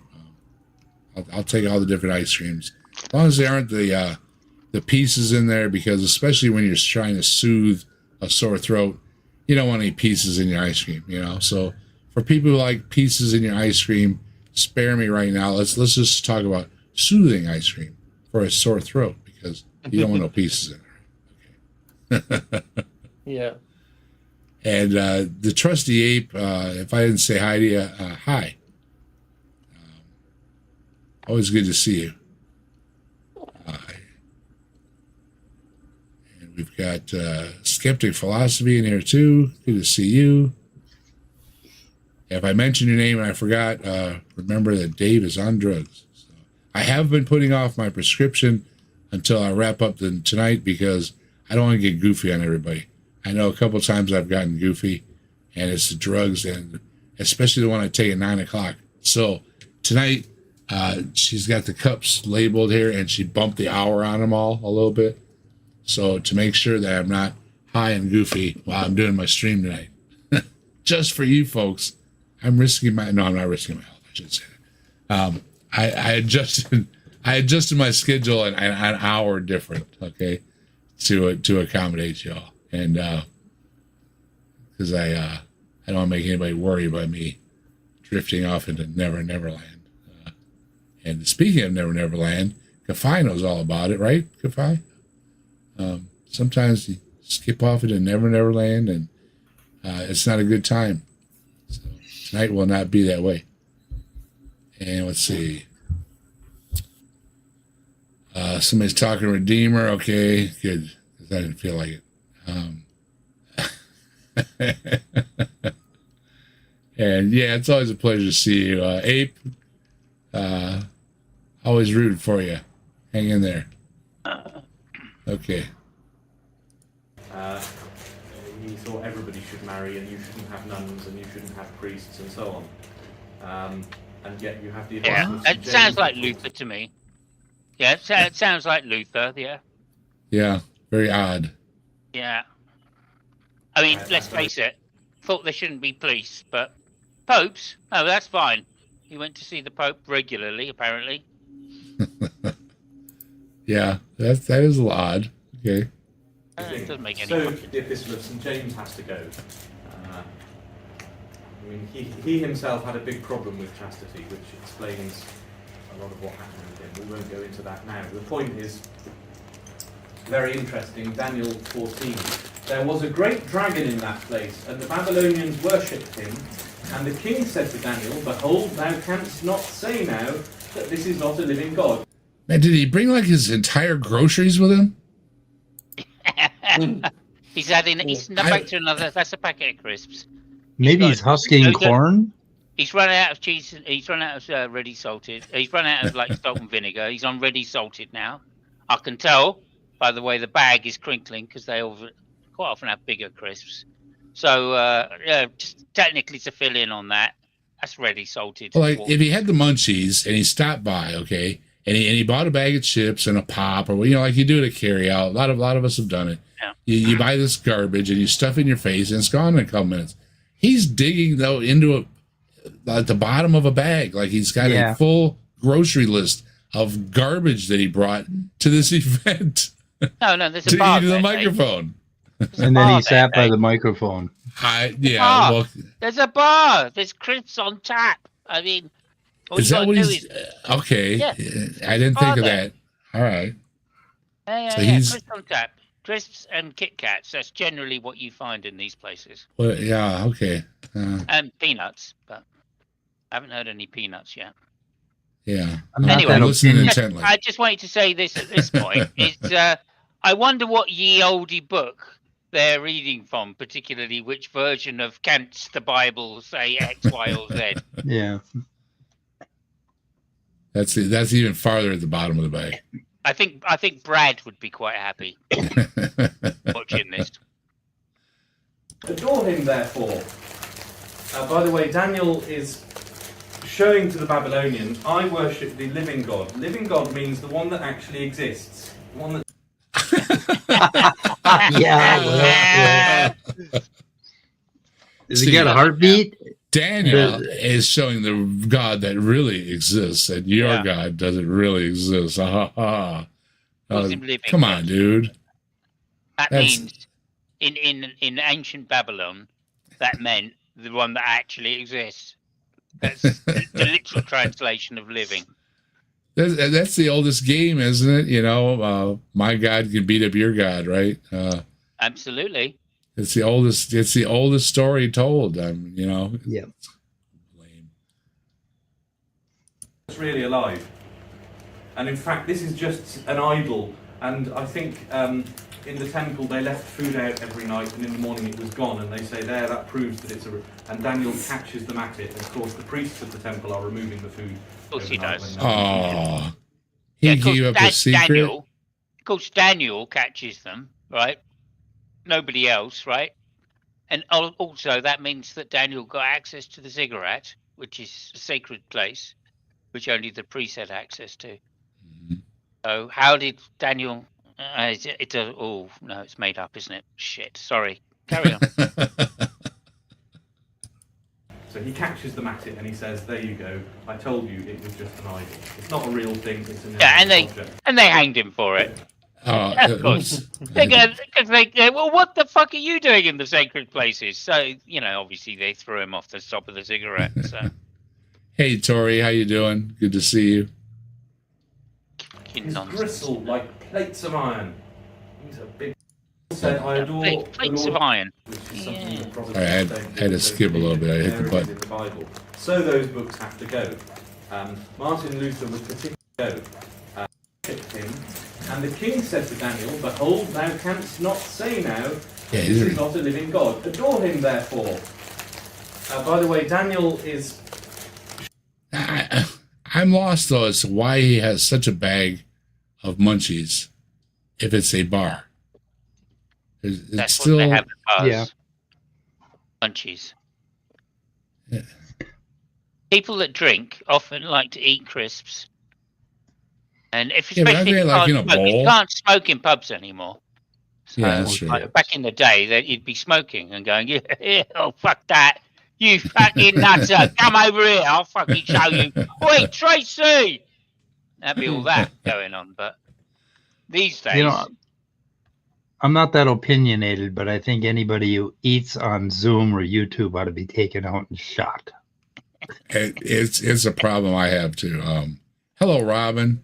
hello, Robin. Robin's out there saying hello to Mike and Dave and Simos and everybody, and Hi, we Robin. love Robin too.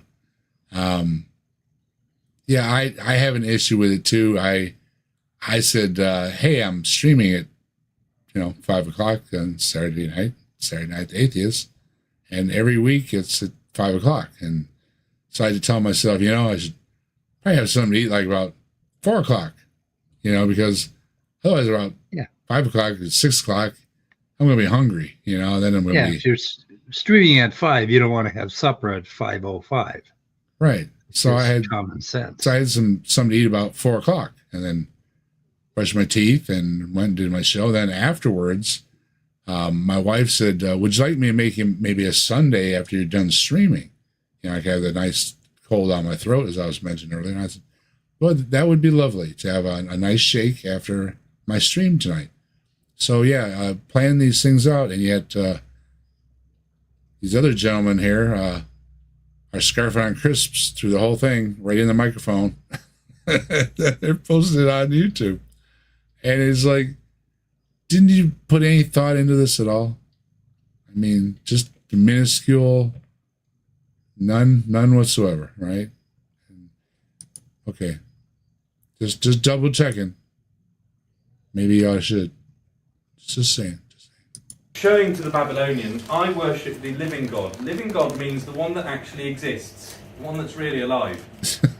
And in fact, this is just an idol. And I think in the temple they left food out every night, and in the morning it was gone. And they say that proves that it's. And Daniel catches them at it. And of course, the priests of the temple are removing the food overnight when no one's looking. So he catches them at it and he says, "There you go. I told you it was just to an idol. point something else It's not a real out. thing. It's an inanimate point something object out. that you worship."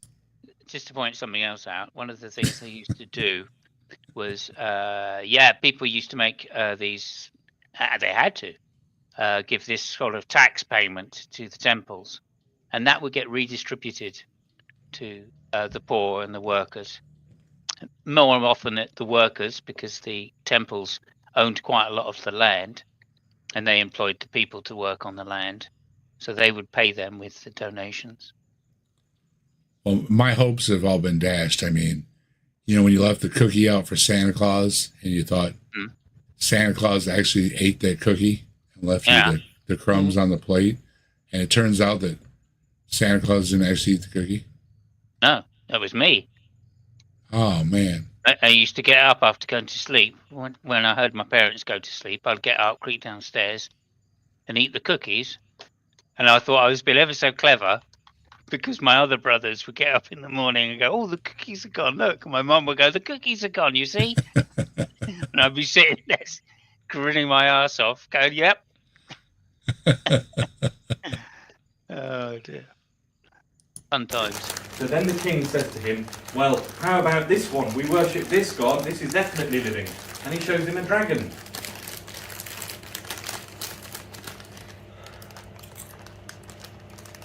"Thou canst not say now that this is not a living God. Adore him therefore." And Daniel said, "I adore the Lord my God, for he is the living God, but that is no living God. Give me leave, O king, and I will kill this dragon without sword or club." And the king said, "I give thee leave." Permission, in other words. And then Daniel took pitch and fat and hair and boiled them together, and he made lumps and put them into the dragon's mouth, and the dragon burst asunder. So he kills it by feeding. Oh, that's how you kill a dragon. You feed it itself. Yeah, Nice. just to point out, I thought the It's that dragon easy. was there. I thought Daniel said the dragon didn't exist. It was a non-living god.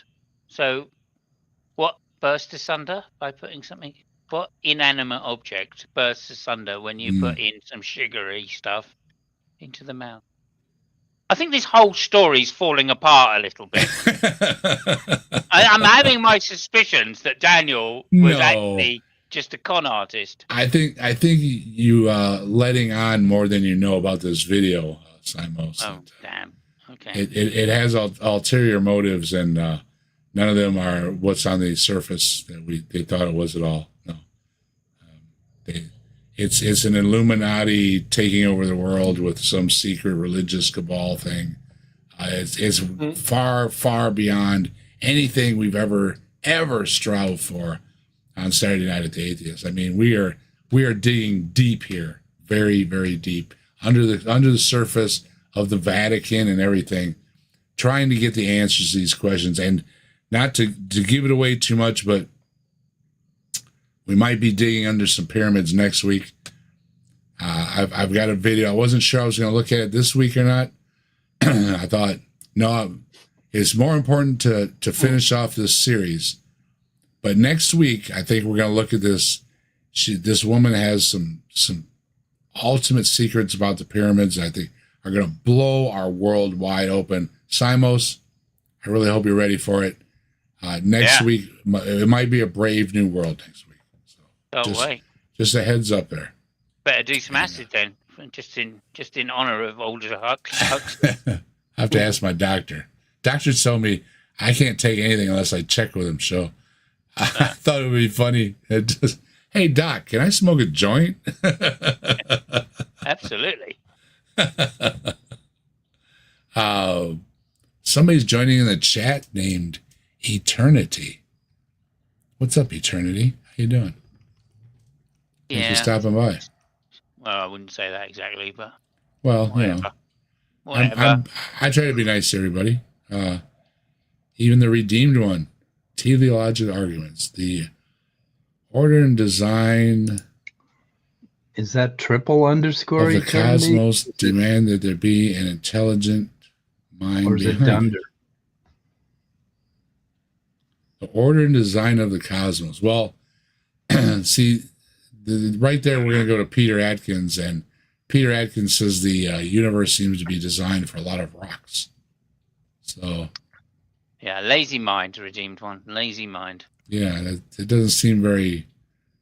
Again, a lazy mind. I mean, he made a universe of rocks. The argument is how you look at it. I mean, you can look at something and with awe and wonder, and you can look at something that is Charlie Brown getting a bag full of rocks.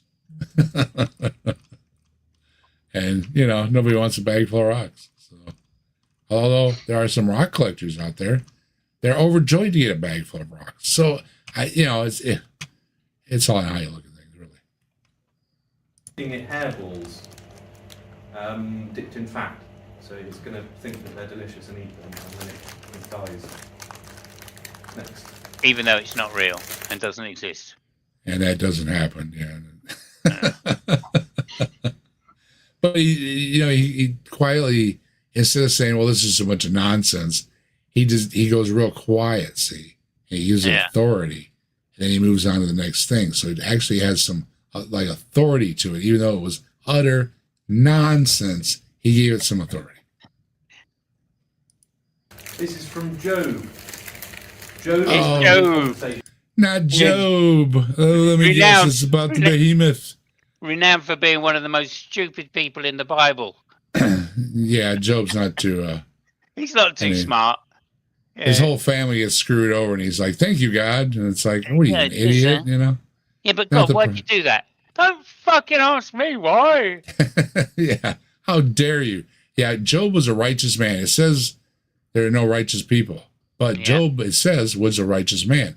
The only thing that Job dared do was ask, "Why F me every morning?" Right? I'm doing everything right, and I'm getting effed. Every time I turn around, I'm getting effed. And he dared say, "How come I'm doing everything right and I'm getting effed?" And for that, God was mad at him. I was like, if anybody had the right to say, "Why am I getting effed every time I turn around?" it was Job, because he was supposedly doing everything the right way. And he was still getting totally screwed. So if there's a lesson for you from the Bible, if you do everything to the letter like you're supposed to do, Jesus and Satan are going to screw with you anyways. Just saying. So remember, Christians, be smarter than Job. Yeah, a little bit. And we've got Quasar join us. How you doing, Quasar? Good to see you. See who else is in here. I saw Dr. Mordecai earlier. Hello. Good to see you. Thanks for joining us. And if I didn't say hi to Ryan.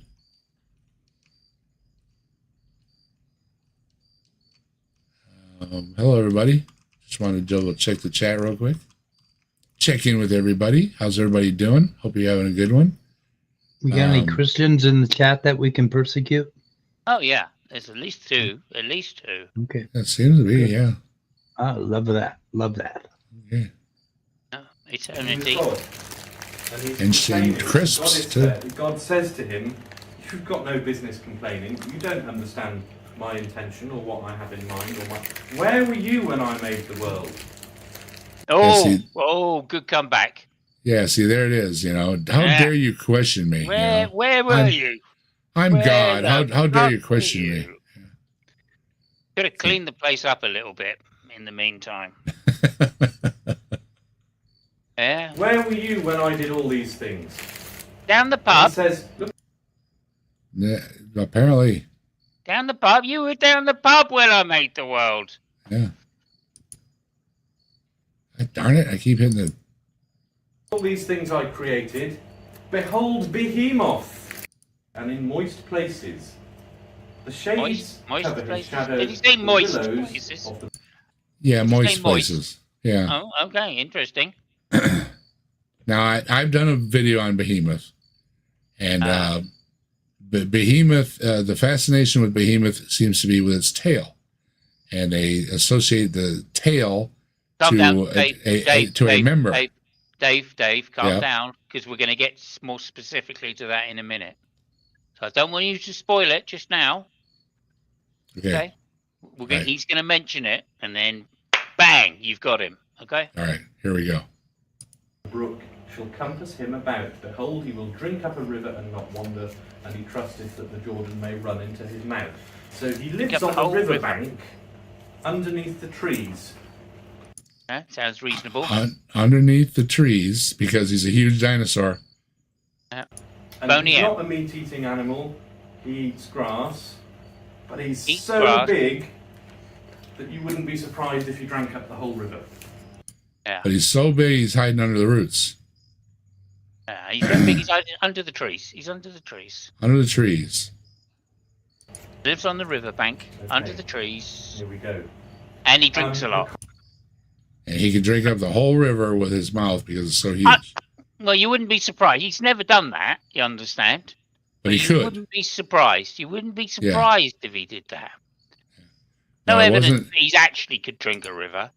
It wasn't a other than hippo, even though England. the Bible says in the notes it's a hippo. It's not a hippo, even though the Bible says it's a hippo. Now we're gonna get there. We're gonna We're get getting there. there. We promised. We got to wait for his penis description first. Commentaries Go ahead. very often will say, "Oh, it's an elephant," or "It's a hippopotamus." Oh, Yeah, most there we Bibles go. will say it's an elephant or a hippopotamus because of the sheer size of behemoth being the largest land animal, which seems to be a hippo or a elephant, and that's why it follows. But now we're using words like follows here. Sorry, again, we should go with Strom's or something. I'm sure it doesn't follow anything. So we'll see. Yeah, pretty sure elephants Set don't it live up on his tail like a banks of cedar. rivers either. The Latin Vulgate says, "Constringit," he brandishes, "caudam suam quasi cedrum." Now, a cedar is a particularly big tree. They live to an old age and they have. Now, cedar is not a particularly large tree. A cedar is a family of trees. There's different types of cedar. There's different types of cedar in the Middle East to a cedar that you would find in the Northwest. So I've looked all this stuff up. He's not consistent at all. There are different types of cedar. And also, they are a very long-lived tree, or can be, of course, and that's what makes them big, because they keep growing for many generations. But generally, cedars, like for these days, you can't get cedars which are that big anymore because they've all been harvested. Mm-hmm. And we have to wait another 400 years for them to grow that big. Guess what? People keep harvesting them. Hello, Austin. Austin was doing some schoolwork, it seems. That you were busy with? Yeah, you were busy. Busy. Keep it up, Austin. Whatever you got going on there. I know you're busy, but it'll pay off. It'll pay off. Skeptic says he thinks for 500, final answer, it's a hippo. Yeah. I'm staying with hippo too. So Yeah. Well, we need the I'm waiting for the explanation from you. okay. So I'm excited to hear that. Very big, thick trunks. Who's seen the tail of a hippopotamus? Uh-oh. I have. The tail of I've an been. elephant. It's like a bit of string. No, it's There's not. absolutely No, it's like a tail. Okay. Are we close enough? Yeah, we're close enough. Go for it, Dave. Okay. He's not talking about his hippo. His tail. He's not talking about his tail. The hippo tail. They're not talking about the hippo tail. They are talking about the hippo member. Now, Didn't he say testicles? Did he say testicles? Yeah, they're bound with iron. Okay. Some to its frame or some. It But has very there's a powerful problem. testicles. There's a problem with that. Dinosaurs don't have testicles on the outside. Yeah. No. And the thing That's is an with the animal. hippopotamus member kind of points backwards, which aids in how they do their thing, right? So it's very obvious when the male hippo is excited, okay? This thing is pointing right at you, and it's very obvious, and that's why it says things about its stones and its belly, and it's showing off. It's junk, okay? It's junk. It has nothing at all what to do with the tail, which is very pathetic. It's got a little skin flap, and they'll talk about with the rhino, hippo, any of that family, the elephant, they all do the same thing. Now, it is not a little thing, though, that they're doing either when they're flicking the feces everywhere, because this is a warning, okay? If one of these animals is flicking feces, you don't go mess with him, okay? It's not a joke either, all right? It's a serious warning. So all these little things it's doing and stuff are a serious warning, but the tail is a tiny little pathetic thing compared to its member. And if you look at some of the older definitions, especially in the Bible, they're a little more explicit. It is clearly talking about the the disposition of the member. Okay, anybody that knows about the male member, it can grow, and it can stand out, and it can poke somebody's eye out. Okay, and that's what they have noticed with the male hippo, is that it is very noticeable when it is in that mode. Okay, there even is a Bible verse, I forget which version it is, but it's in my video that I did on this, about when there's a description of what is occurring because this hippo is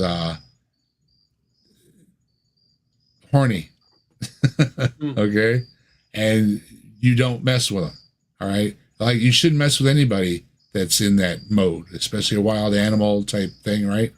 They always tell everybody, whatever season it is, don't mess with the animals. Okay, they're not right. Okay, they're full of hormones. They're trying to complete their life function, their biology and all this stuff. And especially like the elephants, they go into musts and stuff where they can literally trample you down and everything. They don't know any better because it's all these chemicals are overwhelming their minds. And it's a primal thing to reproduce. It's a vital thing to reproduce. If you don't reproduce, you're done, okay? So don't mess with these animals that are trying to reproduce. And really, that's what the story of Job is. Do not mess with these animals. And it mentions the behemoth is chief among the animals or something. And in other words, don't mess with a hippo, okay? You don't mess with the hippo. And it's good advice because, as we've covered before here, and I have covered, hippos harm a lot of people every year and bring the demise of many, of many people from this cute hippo, squashing them, biting them, many things, because it's a big animal that doesn't like to be messed with. And I'm surprised they don't live in Australia. That's about it. Well, we got to spread them around a little bit, They're pretty deadly. But yeah, hippos, Most definitely. and also looking it up, your regular old cows, because of the size, are very deadly. They squash people. You get caught in a pen with one of them, and it doesn't take much to squish the air out of you, and it doesn't take you very long to expire without having air in you. So be cautious around big animals. They can squish you. Hello? Hopefully not with their member, though. Yeah. Yeah. No way that is a hippopotamus or an elephant. I think it's a great big sauropod dinosaur. Well, of course you do, because you're reading a bunch of nonsense. That's why you think it is. That's why. That's the only reason. There's no other reason. And I'm not going to be kind to you because you're reading a bunch of nonsense from Hovind. Why do I keep saying Hovind? Yeah, it is Hovind. I keep wanting to say Hawaiian shirt guy. And I'm saying Hovind. Let's get this straight. That's the only thing that really fits the description. Yeah. Okay, on we go. It's the only thing that fits the description. How about you read what's actually it says in the Bible, and it better suits the description, because the only things that eat grass like an ox out of the animals described would be a elephant, a hippopotamus, a crocodile, or a snake. And crocodiles and snakes are not known to be vegetarians. So you can read the Bible and get a description and an understanding. So there's no other way to get information, but you're leaving out the one book that gives you the information. It's like, oh, now I'm defending the Bible. I mean, the Bible has the answer in it, and they refuse to read the answer that the Bible says. Just unbelievable. The one thing that the Bible does explain, I can't use from the Bible to explain it. Really? Okay. Here's a couple of references from the Psalms. Thou by thy strength did make the sea firm.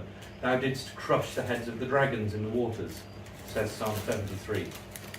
Thou shalt walk upon the asp and the basilisk, and thou shalt trample underfoot the lion and the dragon, says Psalm 90. Interesting. Yeah, well, to trample underfoot the lion and the dragon, it's poetic language.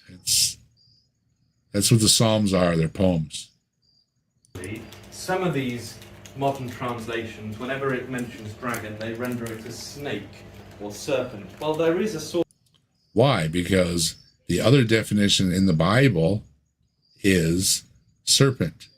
So that's why you hear a lot of things about the serpent deceived Eve and all these kind of things, because besides being a no man's land, it is something to do with a serpent. And this generally has to do with people had a genuine concern and fear of the serpent. And when it was brought up, it was also in the context of a no man's land. Don't do that. Bad things will happen type thing. So, yeah. But the dragon doesn't have anything to do with a dinosaur, though. So a serpent is not a dinosaur.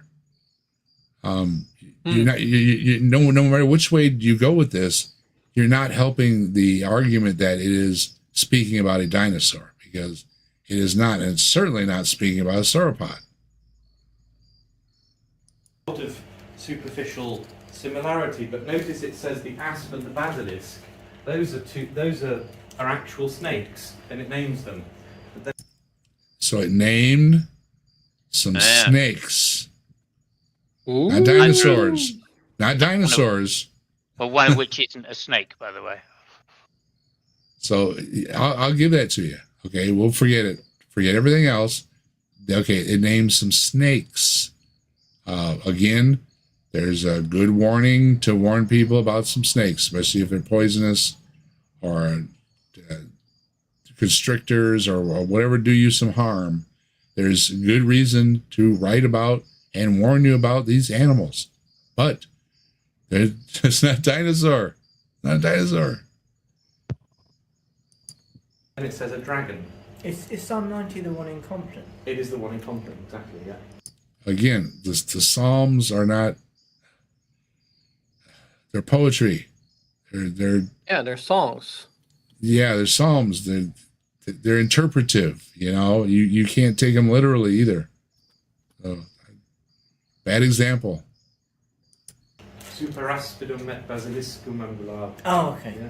I think that's the same I one. just had never paid attention to that. No, it's the same one, I think, yeah. Yeah, you didn't pay attention because you were eating all them chips. That's why. The word in Latin is draconis, the defension. Yeah. Praise the Lord from the earth. And see, he threw that Latin in there, and it goes back to Draco and this and that. Who cares? See, he's taking out all these things that it's not what the Bible says. Okay, you're supposed to be going back to what your Bible says. I don't remember if you was in the first video where they started opening with a prayer and everything. So these are very religious people, supposedly, right? That they're entrusting that they're going to have some kind of divine intervention, right, or a visit or whatever, while they're having this meeting about Bible things or whatever. Supposedly they're taking it serious, but at the same time they're not, because they're dismissing entirely what the Bible says about this. So I have a hard time taking them seriously. He's holding a Hawaiian shirt guy in high esteem, and he's throwing out whole parts of the Bible he doesn't like. He's a Catholic, so he has an issue with books that are in there and aren't in there because of Catholic or non-Catholic. Who's trying to hide something from somebody? Yeah, it's getting real deep, real fast. Ye dragons and all ye deeps. Makes it sound like dragons also live in the depth of the sea, right? And the point of that psalm is, Well, again, ye dragons. Yeah. Ye dragons. Makes ye dragons sound silly because he puts the word ye before them. I mean, you may as well say Kanye dragons. Yeah. Hey, Spooky, how you doing?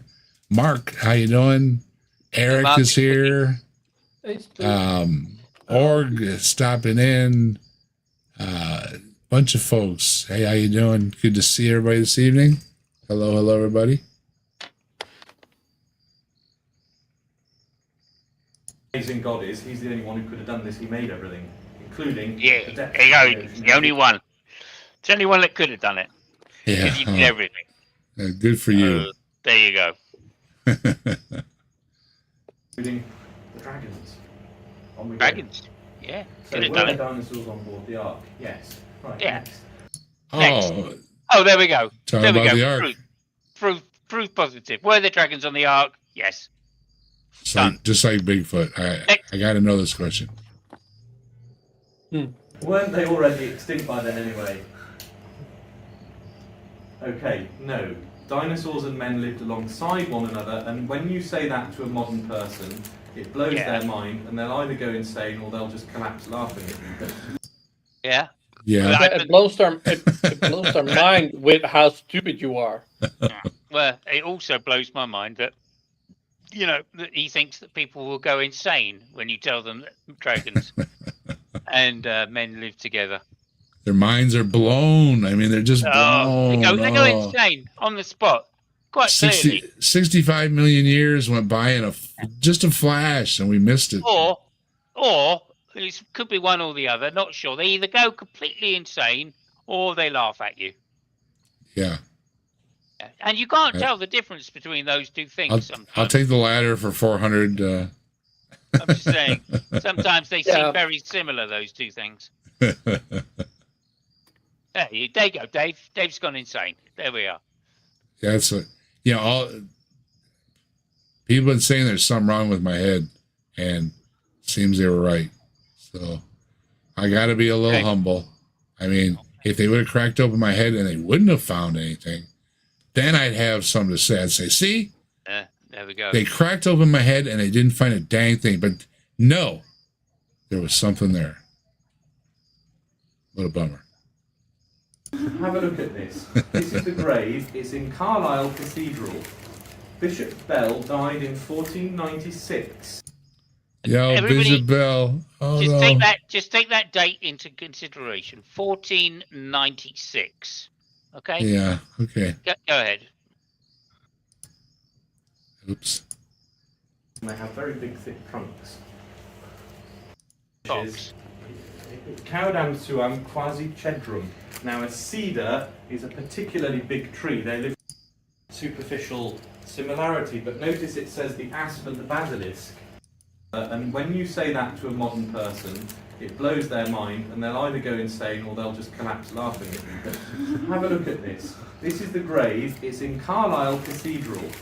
Right. Bishop Bell died in 1496. 1496. The authorities there have taken since to covering it with carpets and denying its existence because they got so tired. They're not See, he's trying to throw some conspiracy stuff in here.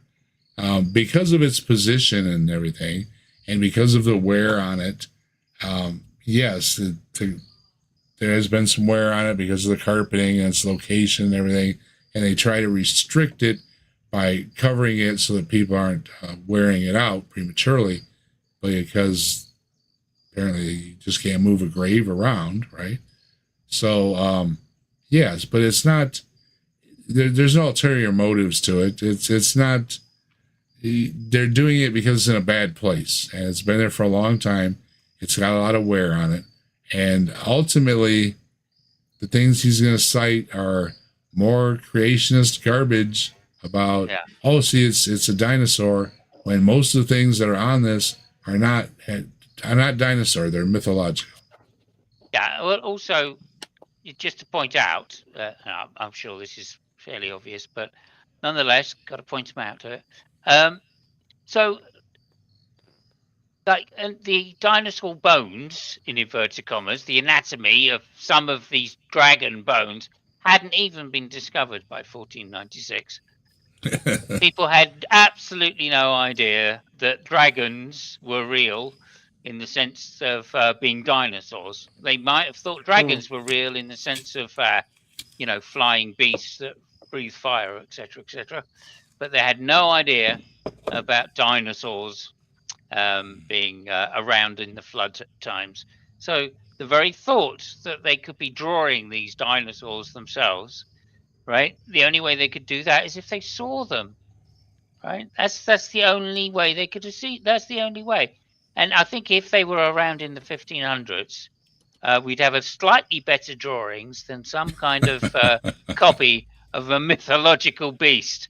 Yeah. Notice how all of the other animals look like the animals they're supposed to represent, but they don't give this particular beast a name, of course. They just draw it. Anyway, go ahead.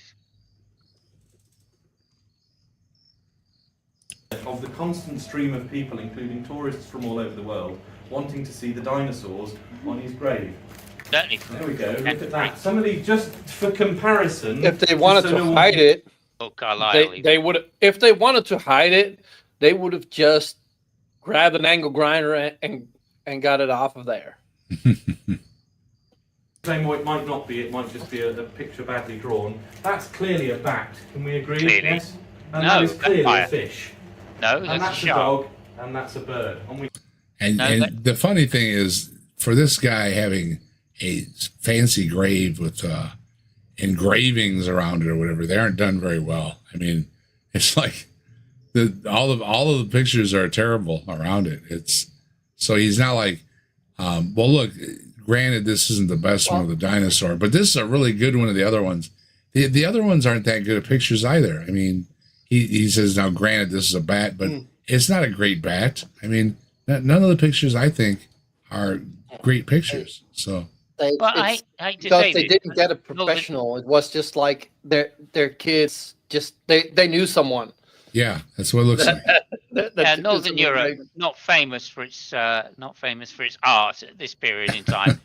If you'd gone to Italy, at this time, you may have got a decent rendition of whatever it is you were looking at, but certainly not in Northern England at the time. Not famous for its all the pictures are bad. art.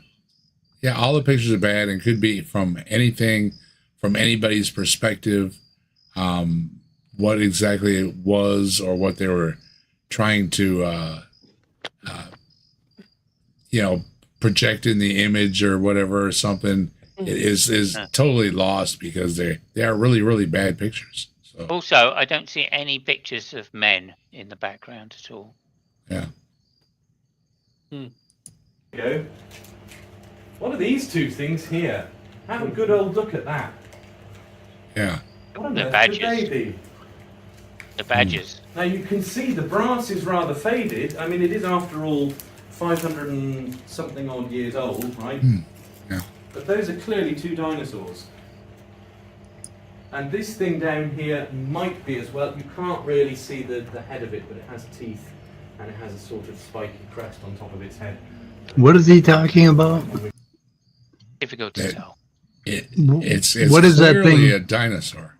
What is that thing we're looking at? Where did he say it's from? Some tomb or something? Yeah, it's from a Carlisle bishop. Could you go back a second? Carlisle Cathedral of Carlisle. Okay, when was this dude buried? 1496. 1496. So there were dinosaurs in 1496? That's the implication. Yes. Okay, I get it. Keep going. And that's why we've got records of them everywhere. Yeah, right. They would have. Yeah. In Carlisle, of course. Yeah, shit. Famous for its dinosaurs. Yeah, I even seen a few of them in Monty Python skits, from back then. So. Yeah, there you go.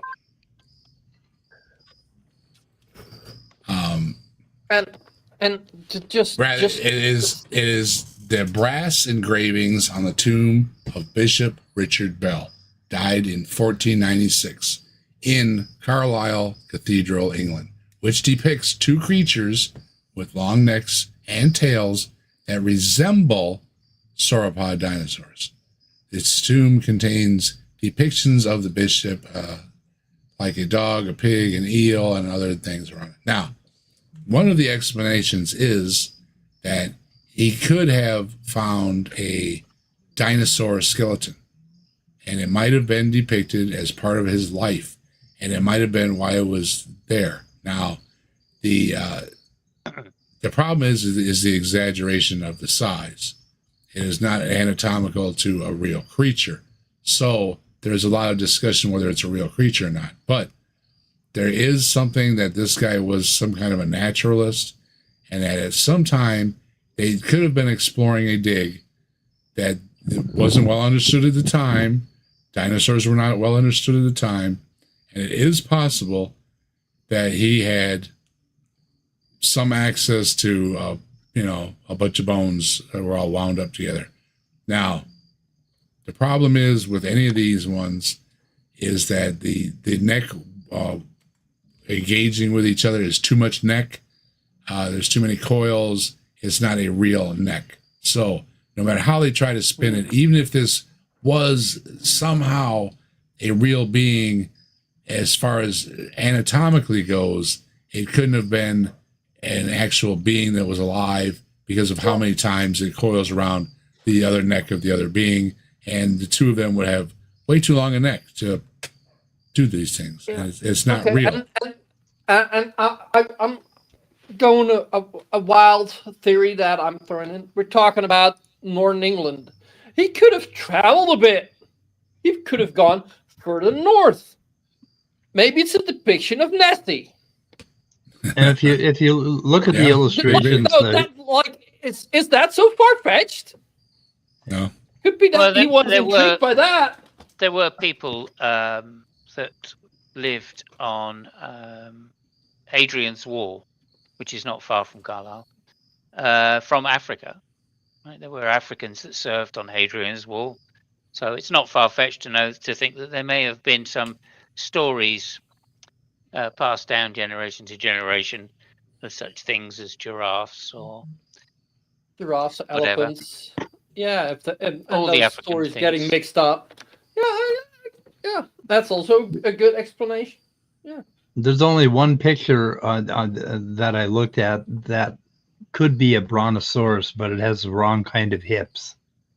The structure is all wrong, so it just doesn't make any sense. Well, we're gonna skip ahead a little bit because he hits the highlights here. Now he's got these are the tomb things, obviously, and there's several tombs out there. Again, somebody who spent part of their life, who might have been an early naturalist or whatever, finding some of these dinosaur things, it would have been an incredible find. It would have been some memorialized. It might have been mentioned at his funeral or in his things, and if he was a dedicated scientist, naturalist, whatever they call themselves, and he was looking at some dinosaur bones, he might have had some on his tomb. I'm willing to grant all that. I'm also willing to grant this was in the infancy of digging any of this stuff up, and they didn't know next to nothing of what they had or what they were. They were just beginning to classify them as their own species and everything, and so very little is known, and trying to give them benefit of the doubt, let's call it Simos.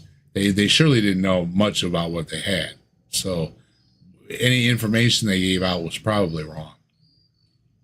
Yeah, I mean, I think that it's more likely to be a artistic phase in church history of building nightmare creatures, gargoyles, etc., that they used to decorate the churches with to keep demons away, etc.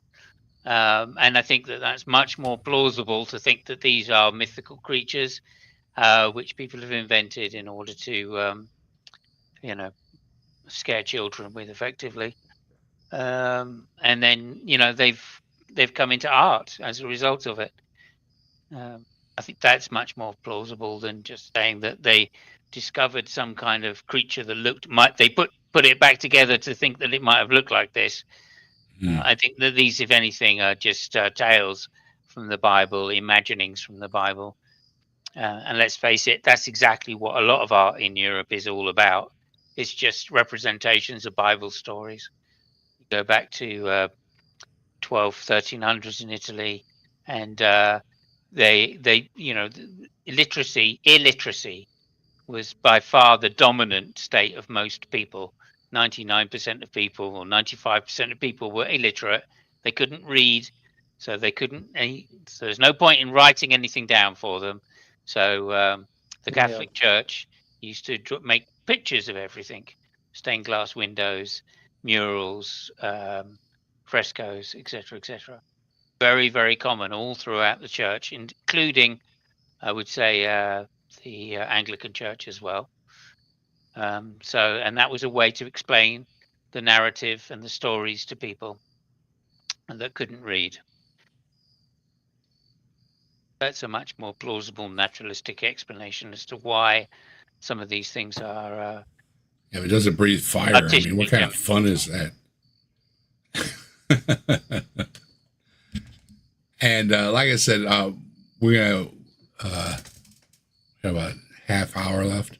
We're gonna skip a little bit to some of the other ones because he's gonna go through the highlights here. So we're gonna see if we see the highlights here. See what he has next. We have tomb engravings, let's call them. So okay, tomb engravings is his proof of dinosaurs. What else you got?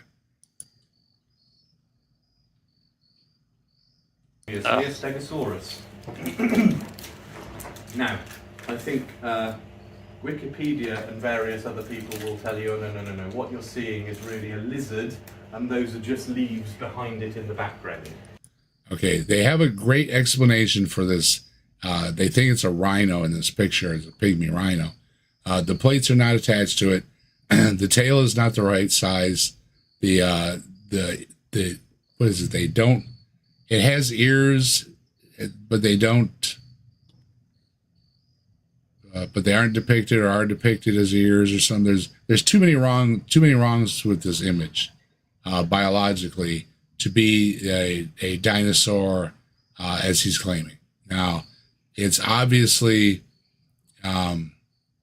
not, because when they show what it's supposed to be, it makes a lot more sense. Okay, what they want to do is they want to take the bony plates in the background, which are not attached to the figure, or nor by its tail or anything else, to show that it is one of these dinosaurs that had the bony plates on it.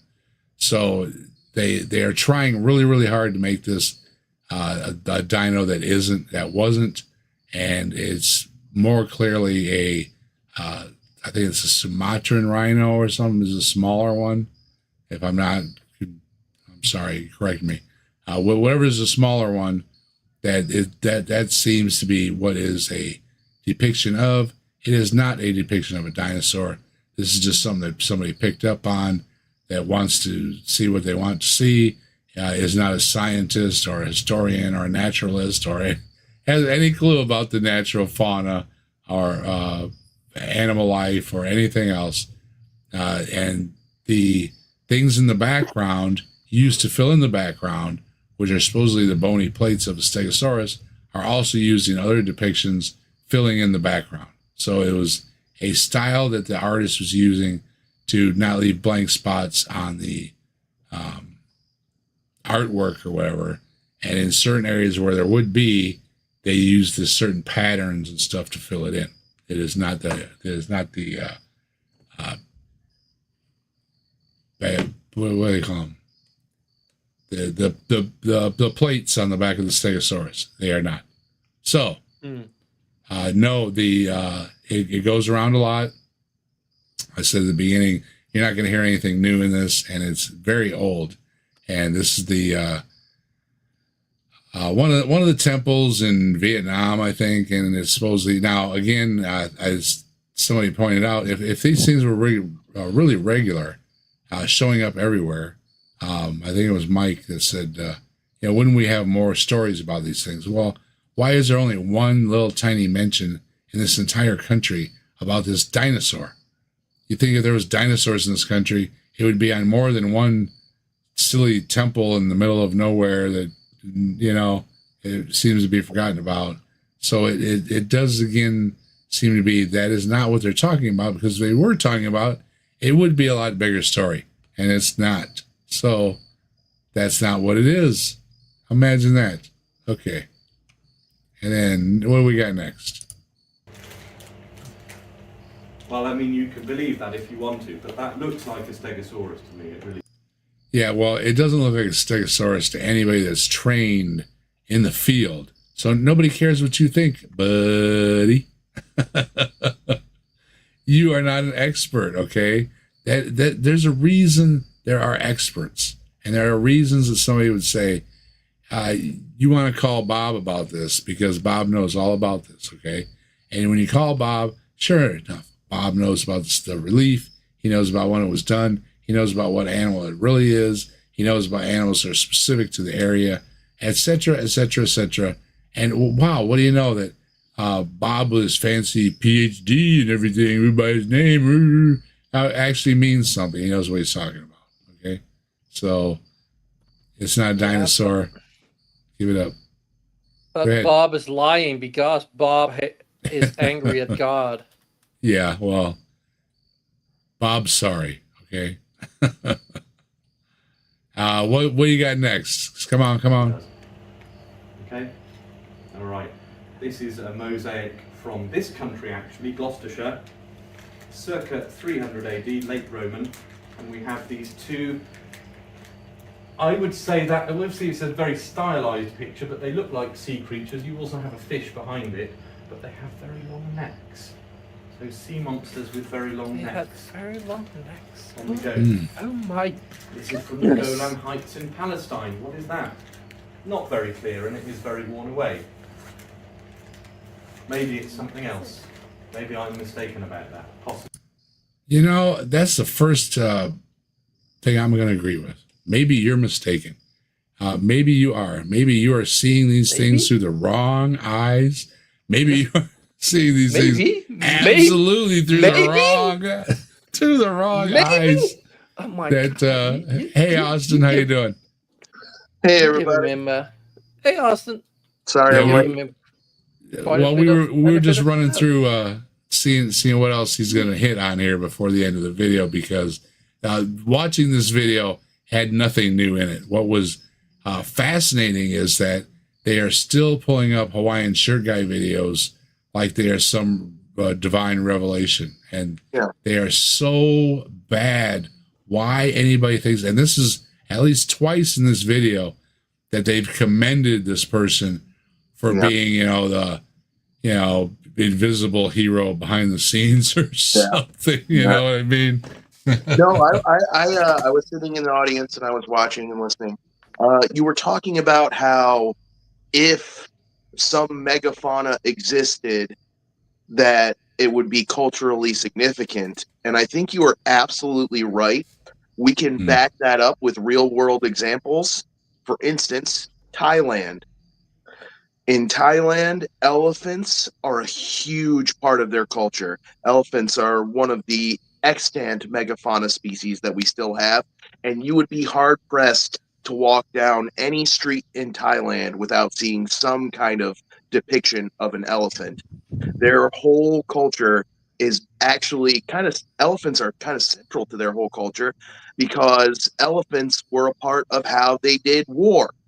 They would train elephants. They would use elephants as mounts and siege weapons in war. They would use elephants to break down walls. In fact, there was an entire category of Muay Thai warriors called the Jaturangkabart, who were trained especially to protect elephants and to ride elephants and aid elephants in battle. If dinosaurs existed, you can be for damn sure there'd be some dino warriors somewhere in cultural history.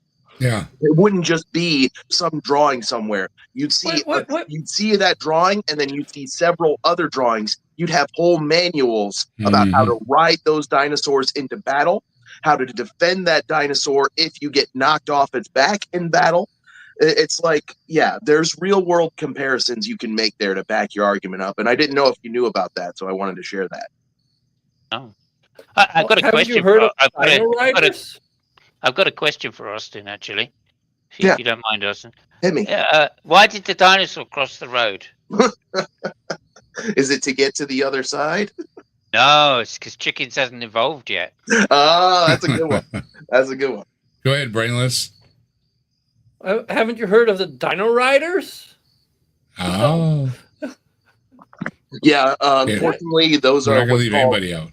those are what are called fictional. I'm talking about No. real ones. I've watched them a lot on television when I was No. younger. So no, they can't be fake. Let's see what else he's got here that's not fake. At fighting with the dinosaur, he's stabbing it with some sort of knife. Oh, he's got Inca stones. Wow. The ones that are self-admitted to be made to sell to tourists for profits and but they're real. Yeah. Things that that's the the artists other thing, themselves have said they make them to sell to tourists. Yeah. To make money, and they fake making them look old and everything. They're totally fake, but they're real. Yeah, that's the other thing that's leaving me scratching my head over here is this guy does not seem to understand historical fiction.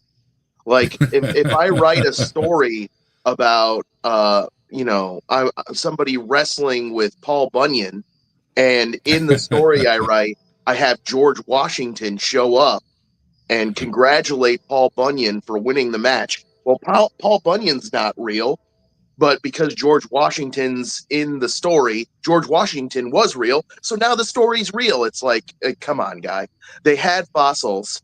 So they dug up fossils and they created elaborate fictional stories about them where this is a fossil of a Leviathan, or this is a fossil of a dragon, or this is a fossil of this and that.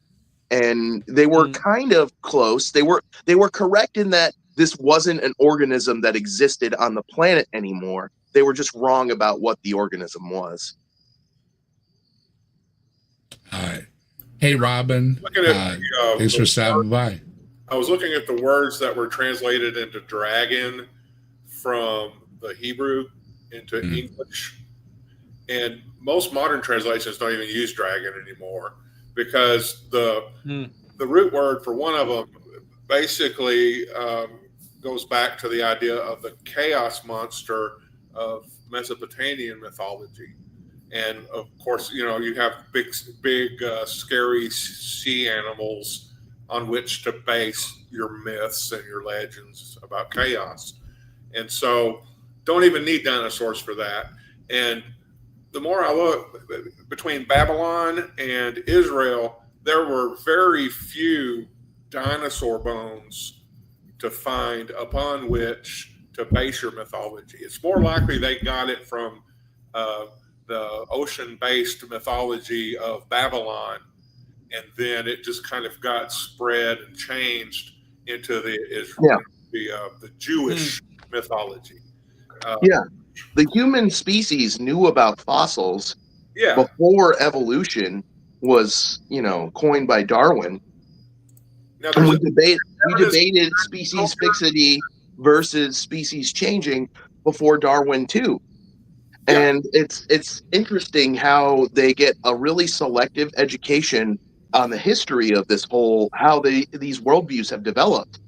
And it's bizarre to me.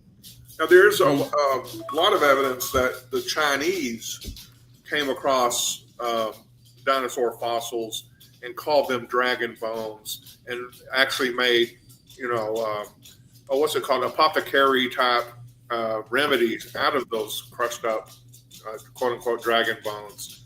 There's documentation of that, but there's very little to go on to say that they knew about dinosaurs and therefore that's what they call dragons. There's just not really much to support that.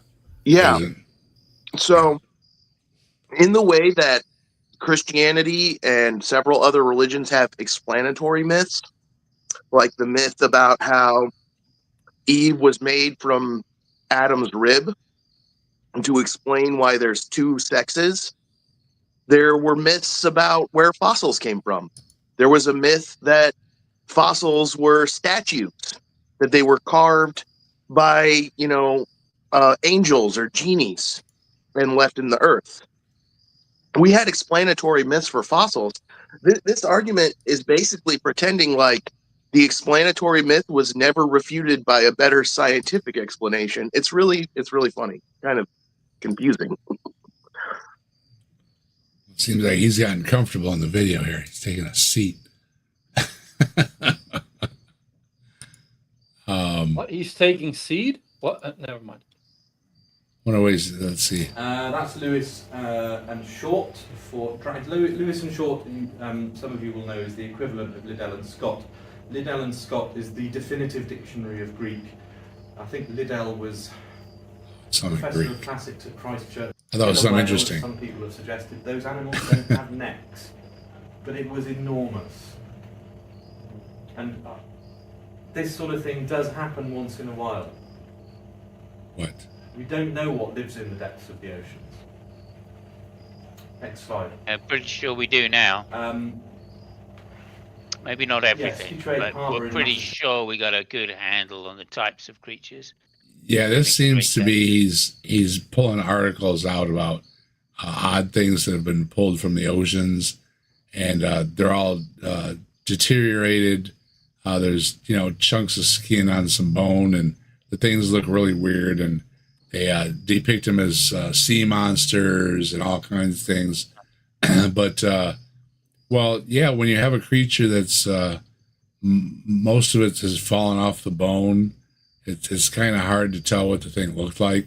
A lot of that is because we're talking about species that are acclimated to high levels of pressure, and if you remove them from that pressure, they explode. Shock, shock and awe. Not surprise, much left, yeah. surprise. If you take it out of its high pressure environment that it's evolved a high level of internal pressure to compensate for, then yeah, it gets deformed. But in its own environment, it looks fine and it survives fine. I assume that's what we're talking about. Let's see. I don't know if I give a name. On the other side of the country, the east coast, this is 1970. This is a newspaper report about it. Shades of Loch Ness Monster. Again, it's a great big old long sea creature. Okay, well, Loch Ness Monster. Bree and I have covered Loch Ness Monster, and we've talked about it.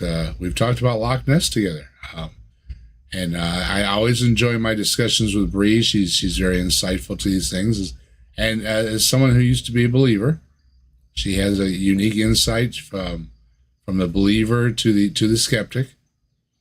And there are no large creatures that are described for the Loch Ness Monster.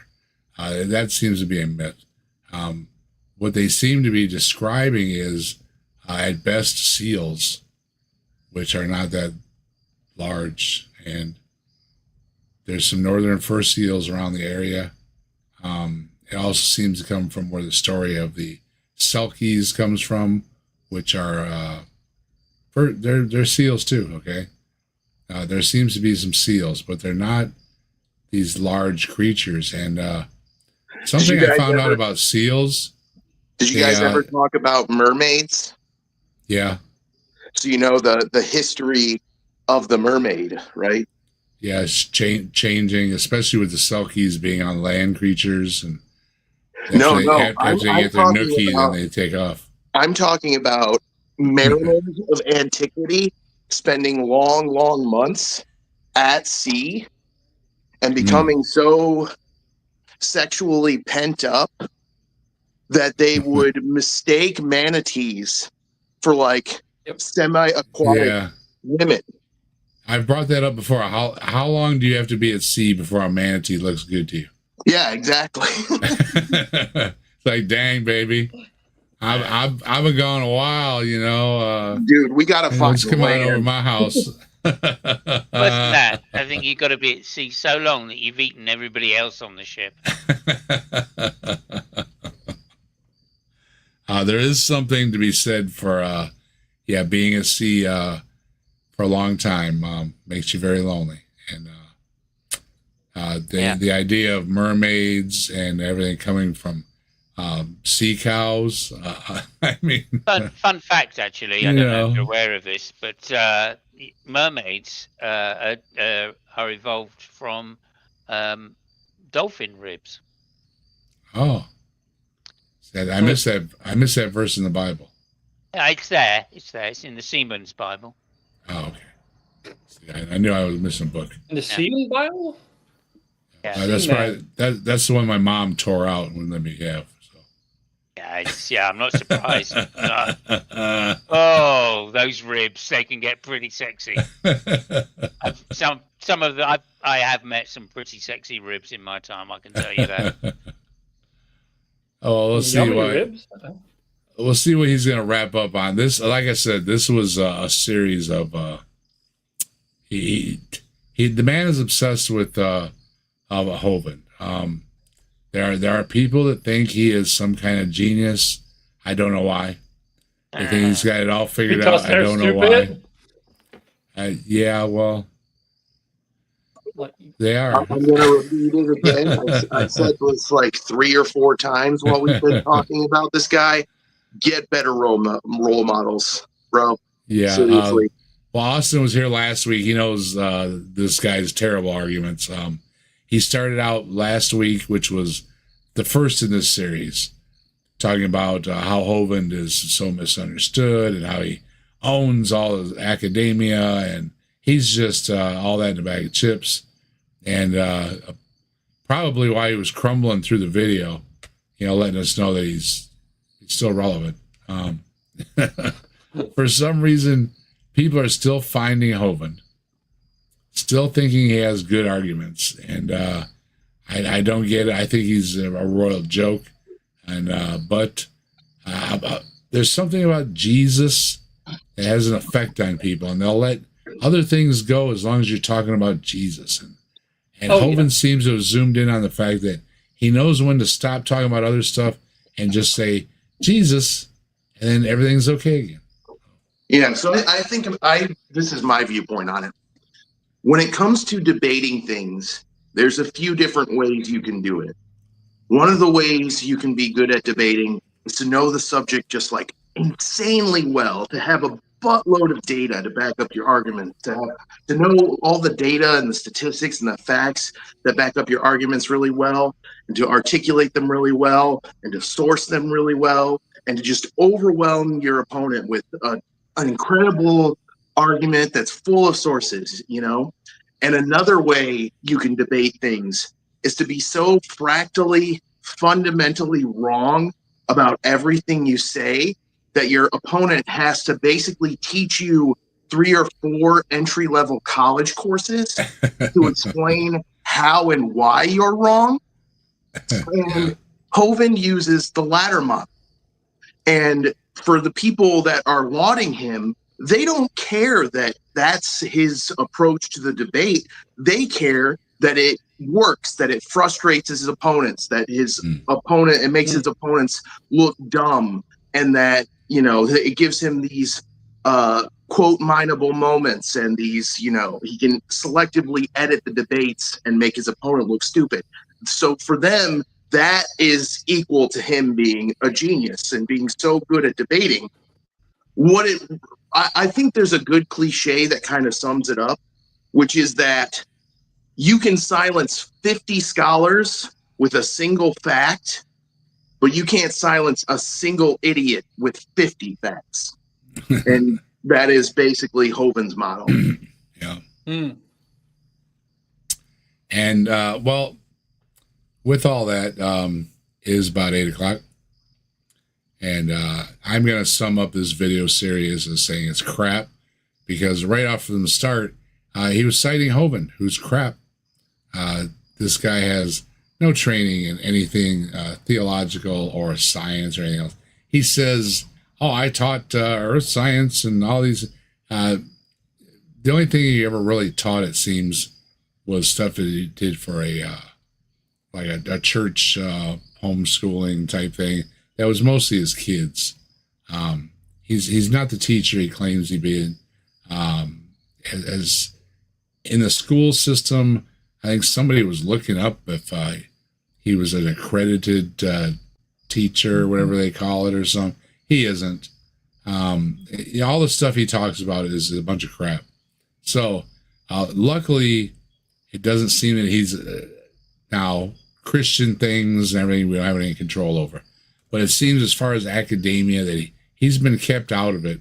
And in spite of what he says, he's not a former teacher or anything else. Yeah. A bunch of nonsense. I have researched that intensely because Hovind claims he taught algebra for 15 years, yet he didn't know what a fucking squared function is.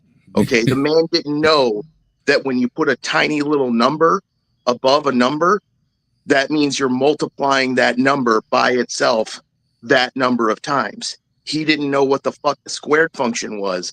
So I didn't think it was possible that he could have ever actually taught algebra without knowing that. So I've researched it intensely, and here is what I currently think. And there's a bunch of evidence to back this up. Hovind taught basic mathematics, like 2 + 3 = 5, to middle school and below level students at religious schools for a couple months on and off here and there over several years. He misrepresents that as, I taught algebra, science, physical science, like 14 other subjects for like 15 to 20 years. And that is not even close to the reality of the situation. He never taught algebra. He never taught physical science. He didn't teach for 15 years. He taught for a few months on and off.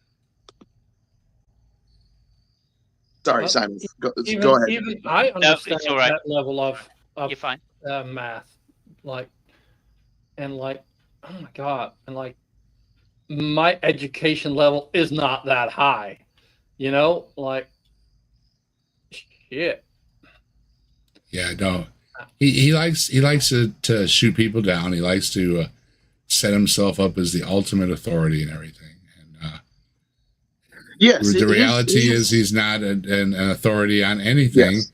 And especially, like I like to point out, these people that are so into theological discussions, they're not experts in theology either. You think they'd at least be an expert in theology, and they're not theologians either. No, but the only thing I can say with any certainty that Kent Hovind is he is a Christian pastor who taught some basic math for a couple of months. That is the actual truth. And he has embellished that to the point of lying.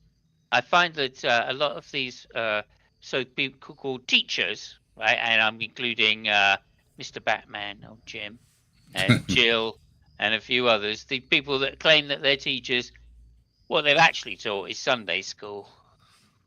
Yeah. That's it. So they've gone in and they call themselves math teachers because a kid asked them about maths or something like that. And then they go, oh, yeah, I taught maths because I answered a maths question for somebody, or a history. Oh, yeah, because I taught history from the Bible. So that makes me a history teacher, or whatever it is, right? Exactly. Chemistry or physics or, Oh, yeah, no, I told an embellishment. I told a 5-year-old about gravity, therefore I'm a physics teacher. Yeah, that way it's not an outright lie. There's like some basis of truth to it, but they embellish it to the point that it is a lie, pretty much. Yeah. Well, somebody spoke about, said something about my buddy Brad earlier, and it's been bugging me ever since they said something about Brad. So I think tonight we're going to go out with some Brad here. But before we go out, can I share one more thing?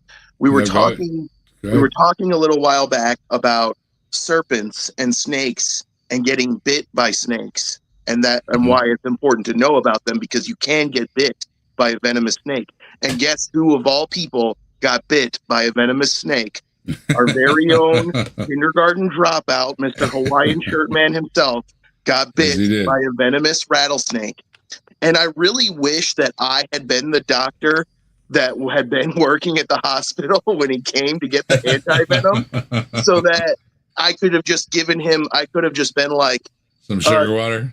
Yeah, no, we don't. It doesn't matter what species it was. We'll give you any anti-venom, right? Because you're always saying the animals don't care how we categorize them. So here, I'll give you some anti-venom from, a common rattler. Let's give you some anti-venom from that. We don't need to know the specific species. It doesn't matter. Like, Kent Hovind had his life saved by evolutionary science. And it does kind of irk me that he now uses the rest of that life, which was given to him by evolutionary science, to malign evolutionary science. What an ungrateful bastard. Yeah. Yeah. There you go.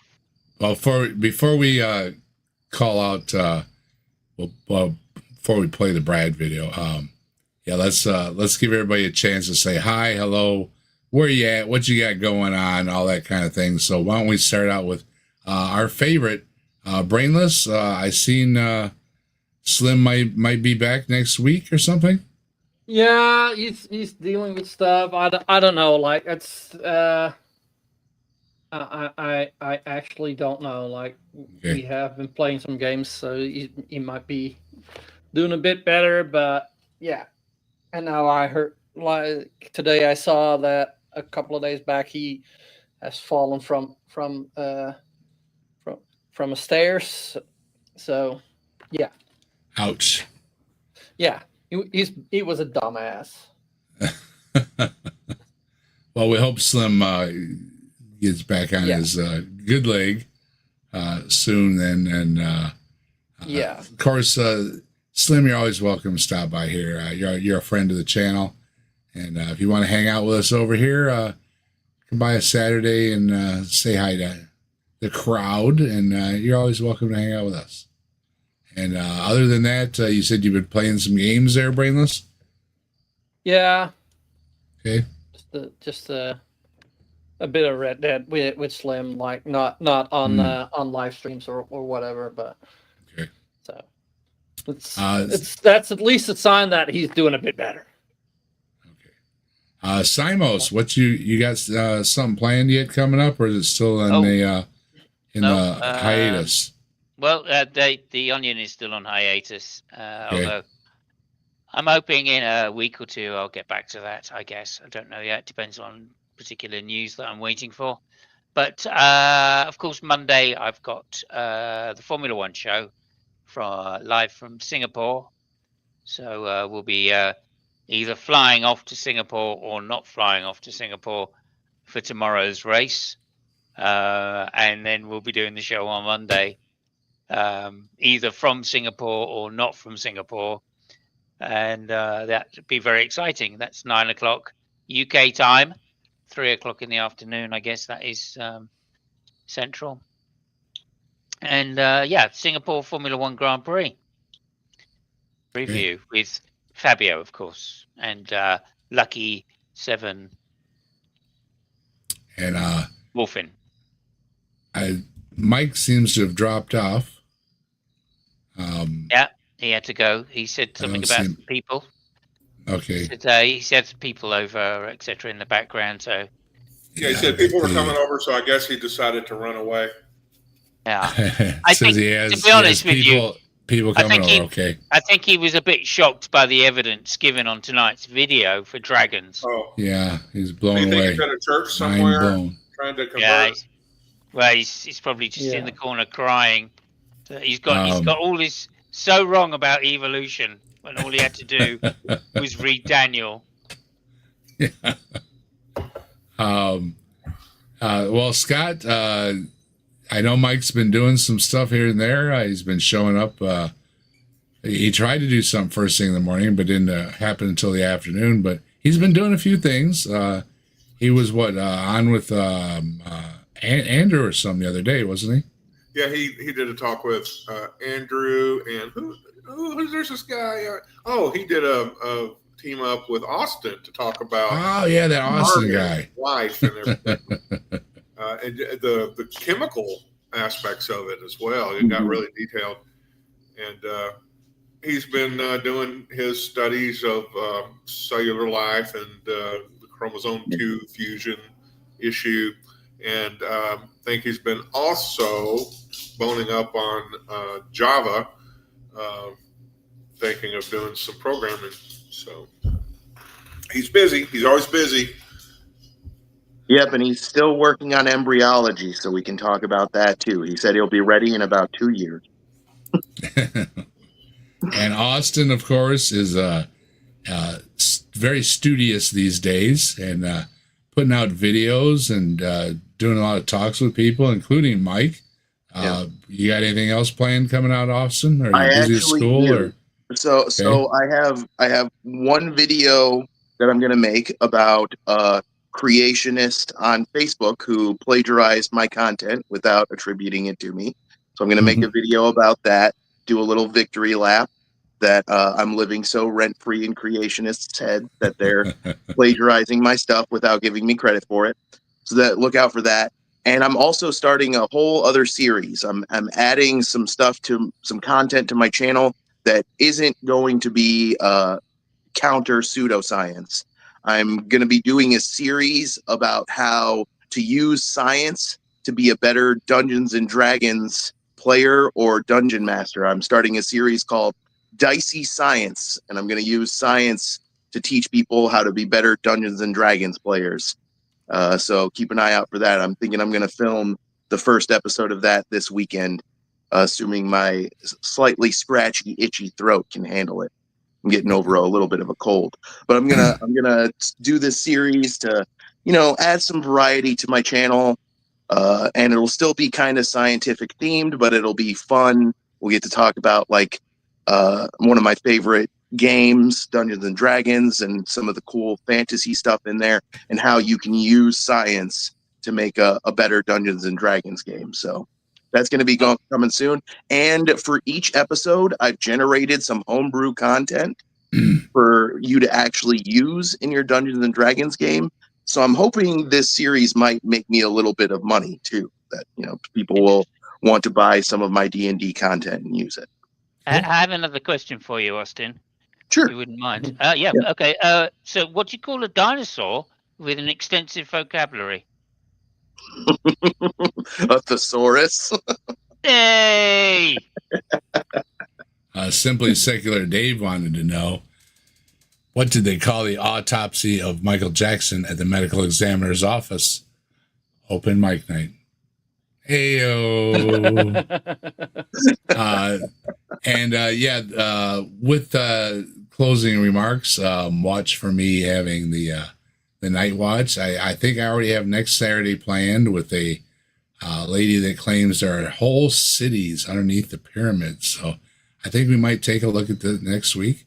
And I also have some videos coming out. People have been asking me about my health issue, trying to avoid it tonight. I've talked about it a lot, and I'll be talking about it some more. I don't want to really talk about it on these shows, but I do want to let people know as hello, here we go. Went blurry for a minute. Maybe that's not a good sign. Am I disappearing from the picture? This week is going to be a full week of therapy for yours truly. I'm going to go in and they are going to shoot lasers at me all week long, and we'll see how I come out the other side of this. So everybody cross your fingers. And I'm going for a full week, and they're going to get me every day. So I'm all booked. Otherwise, I have been also doing talks on some other folks' channels, and they've been gracious enough to tell me, please repost that on your channel. So if you haven't seen my talk with Brooklyn Lou, that is coming out in several days, because I had already done a talk with a Mighty Filbert, and the Mighty Filbert goes first, so I put his talk out first. So there is a talk out with the Mighty Filbert that I have reposted on my channel. You can find out a little bit about my channel and about me, and about my health news. And the same thing with Brooklyn Lou. Both of them did a great interview of me, and they said, why don't we have you on and talk a little bit about the captive desk? So we did. So if you want to learn about the captive desk and what's going on with me and my channel and my health and all those kind of things, stay tuned. Those are being put out. Thank you very much, guys, for letting me repost them. and I will Okay, do. I have to. do it soon. I actually have to disappear, but I hope you enjoy. Have fun at the Laser Quest.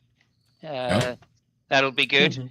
And thank you everybody for the fantastic show. Thanks, I've Simon. learned so much today. I really have, and you know, I'm just sorry that those people have got British accents because clearly they know fuck all. Yeah. Apart from that, I'm out of Yeah. here. Thank you very much, All right. guys. We'll Thanks, see you next week. Simos. Take See care. you, Simos. Well, you know, Yeah, I- you gotta be careful with that British accent because us Americans, we hear that and we assume you know what you're talking about. We assume I have you no got idea why. educated. Yeah, You would have Yeah. thought. You would have thought in this last 250 years you would have learned, but there we are. nope. All right. See you later, guys. Bye. All right. And with that, like I said, somebody mentioned Brad earlier, and you know, I think it's a good day to play Brad. So we're gonna go out on some Brad. Headphone check, everybody, and thank you everybody for being here. Always appreciate everybody stopping by for a Saturday night at the Atheist, and we do plan on being here next week. I think I have a video in mind already, so it might already be taken care of, and it should be a lot of fun as usual. You know, we try to be informative and have a little fun here at Saturday Night at the Atheist because you know, life's too serious, and sometimes we take it a little too serious, and we all need a moment where we can kick back and not take things so seriously, like when we listen to Brad. So have a good one, everybody. I'll see you next time. Thanks, Brainless and Austin, and everybody that was here tonight on the panel, and have a good week. Right back at you.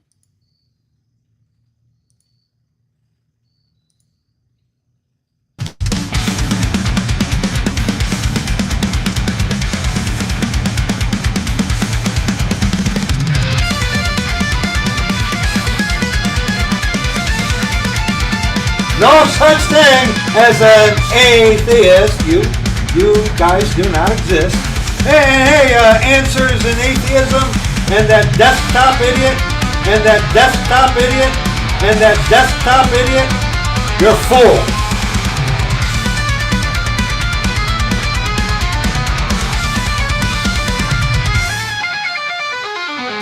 See here, dead fly. Dead fly. Millions and billions of years ago, in a galaxy far, far away, nothing exploded.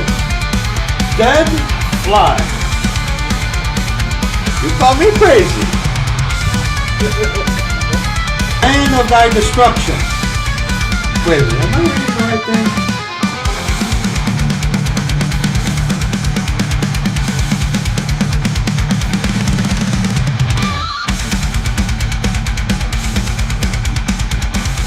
And you know what, atheist?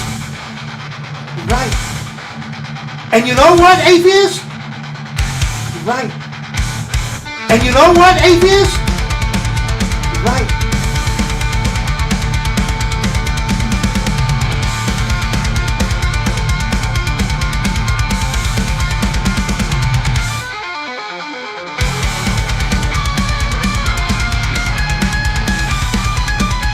Oh, you atheist, especially that one desktop idiot.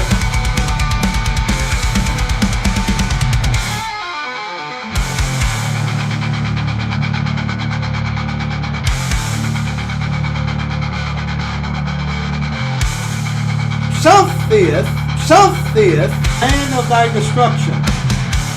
Wait a minute, am I reading the right thing?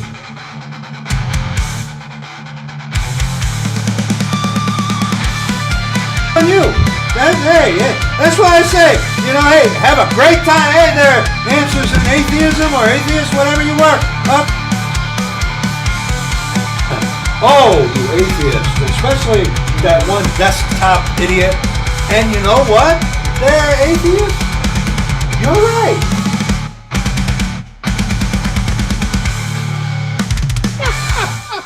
Unless the Lord Jesus Christ saves you, you are going to go to hell and burn forever. Oh no. That's going to be it for this little video.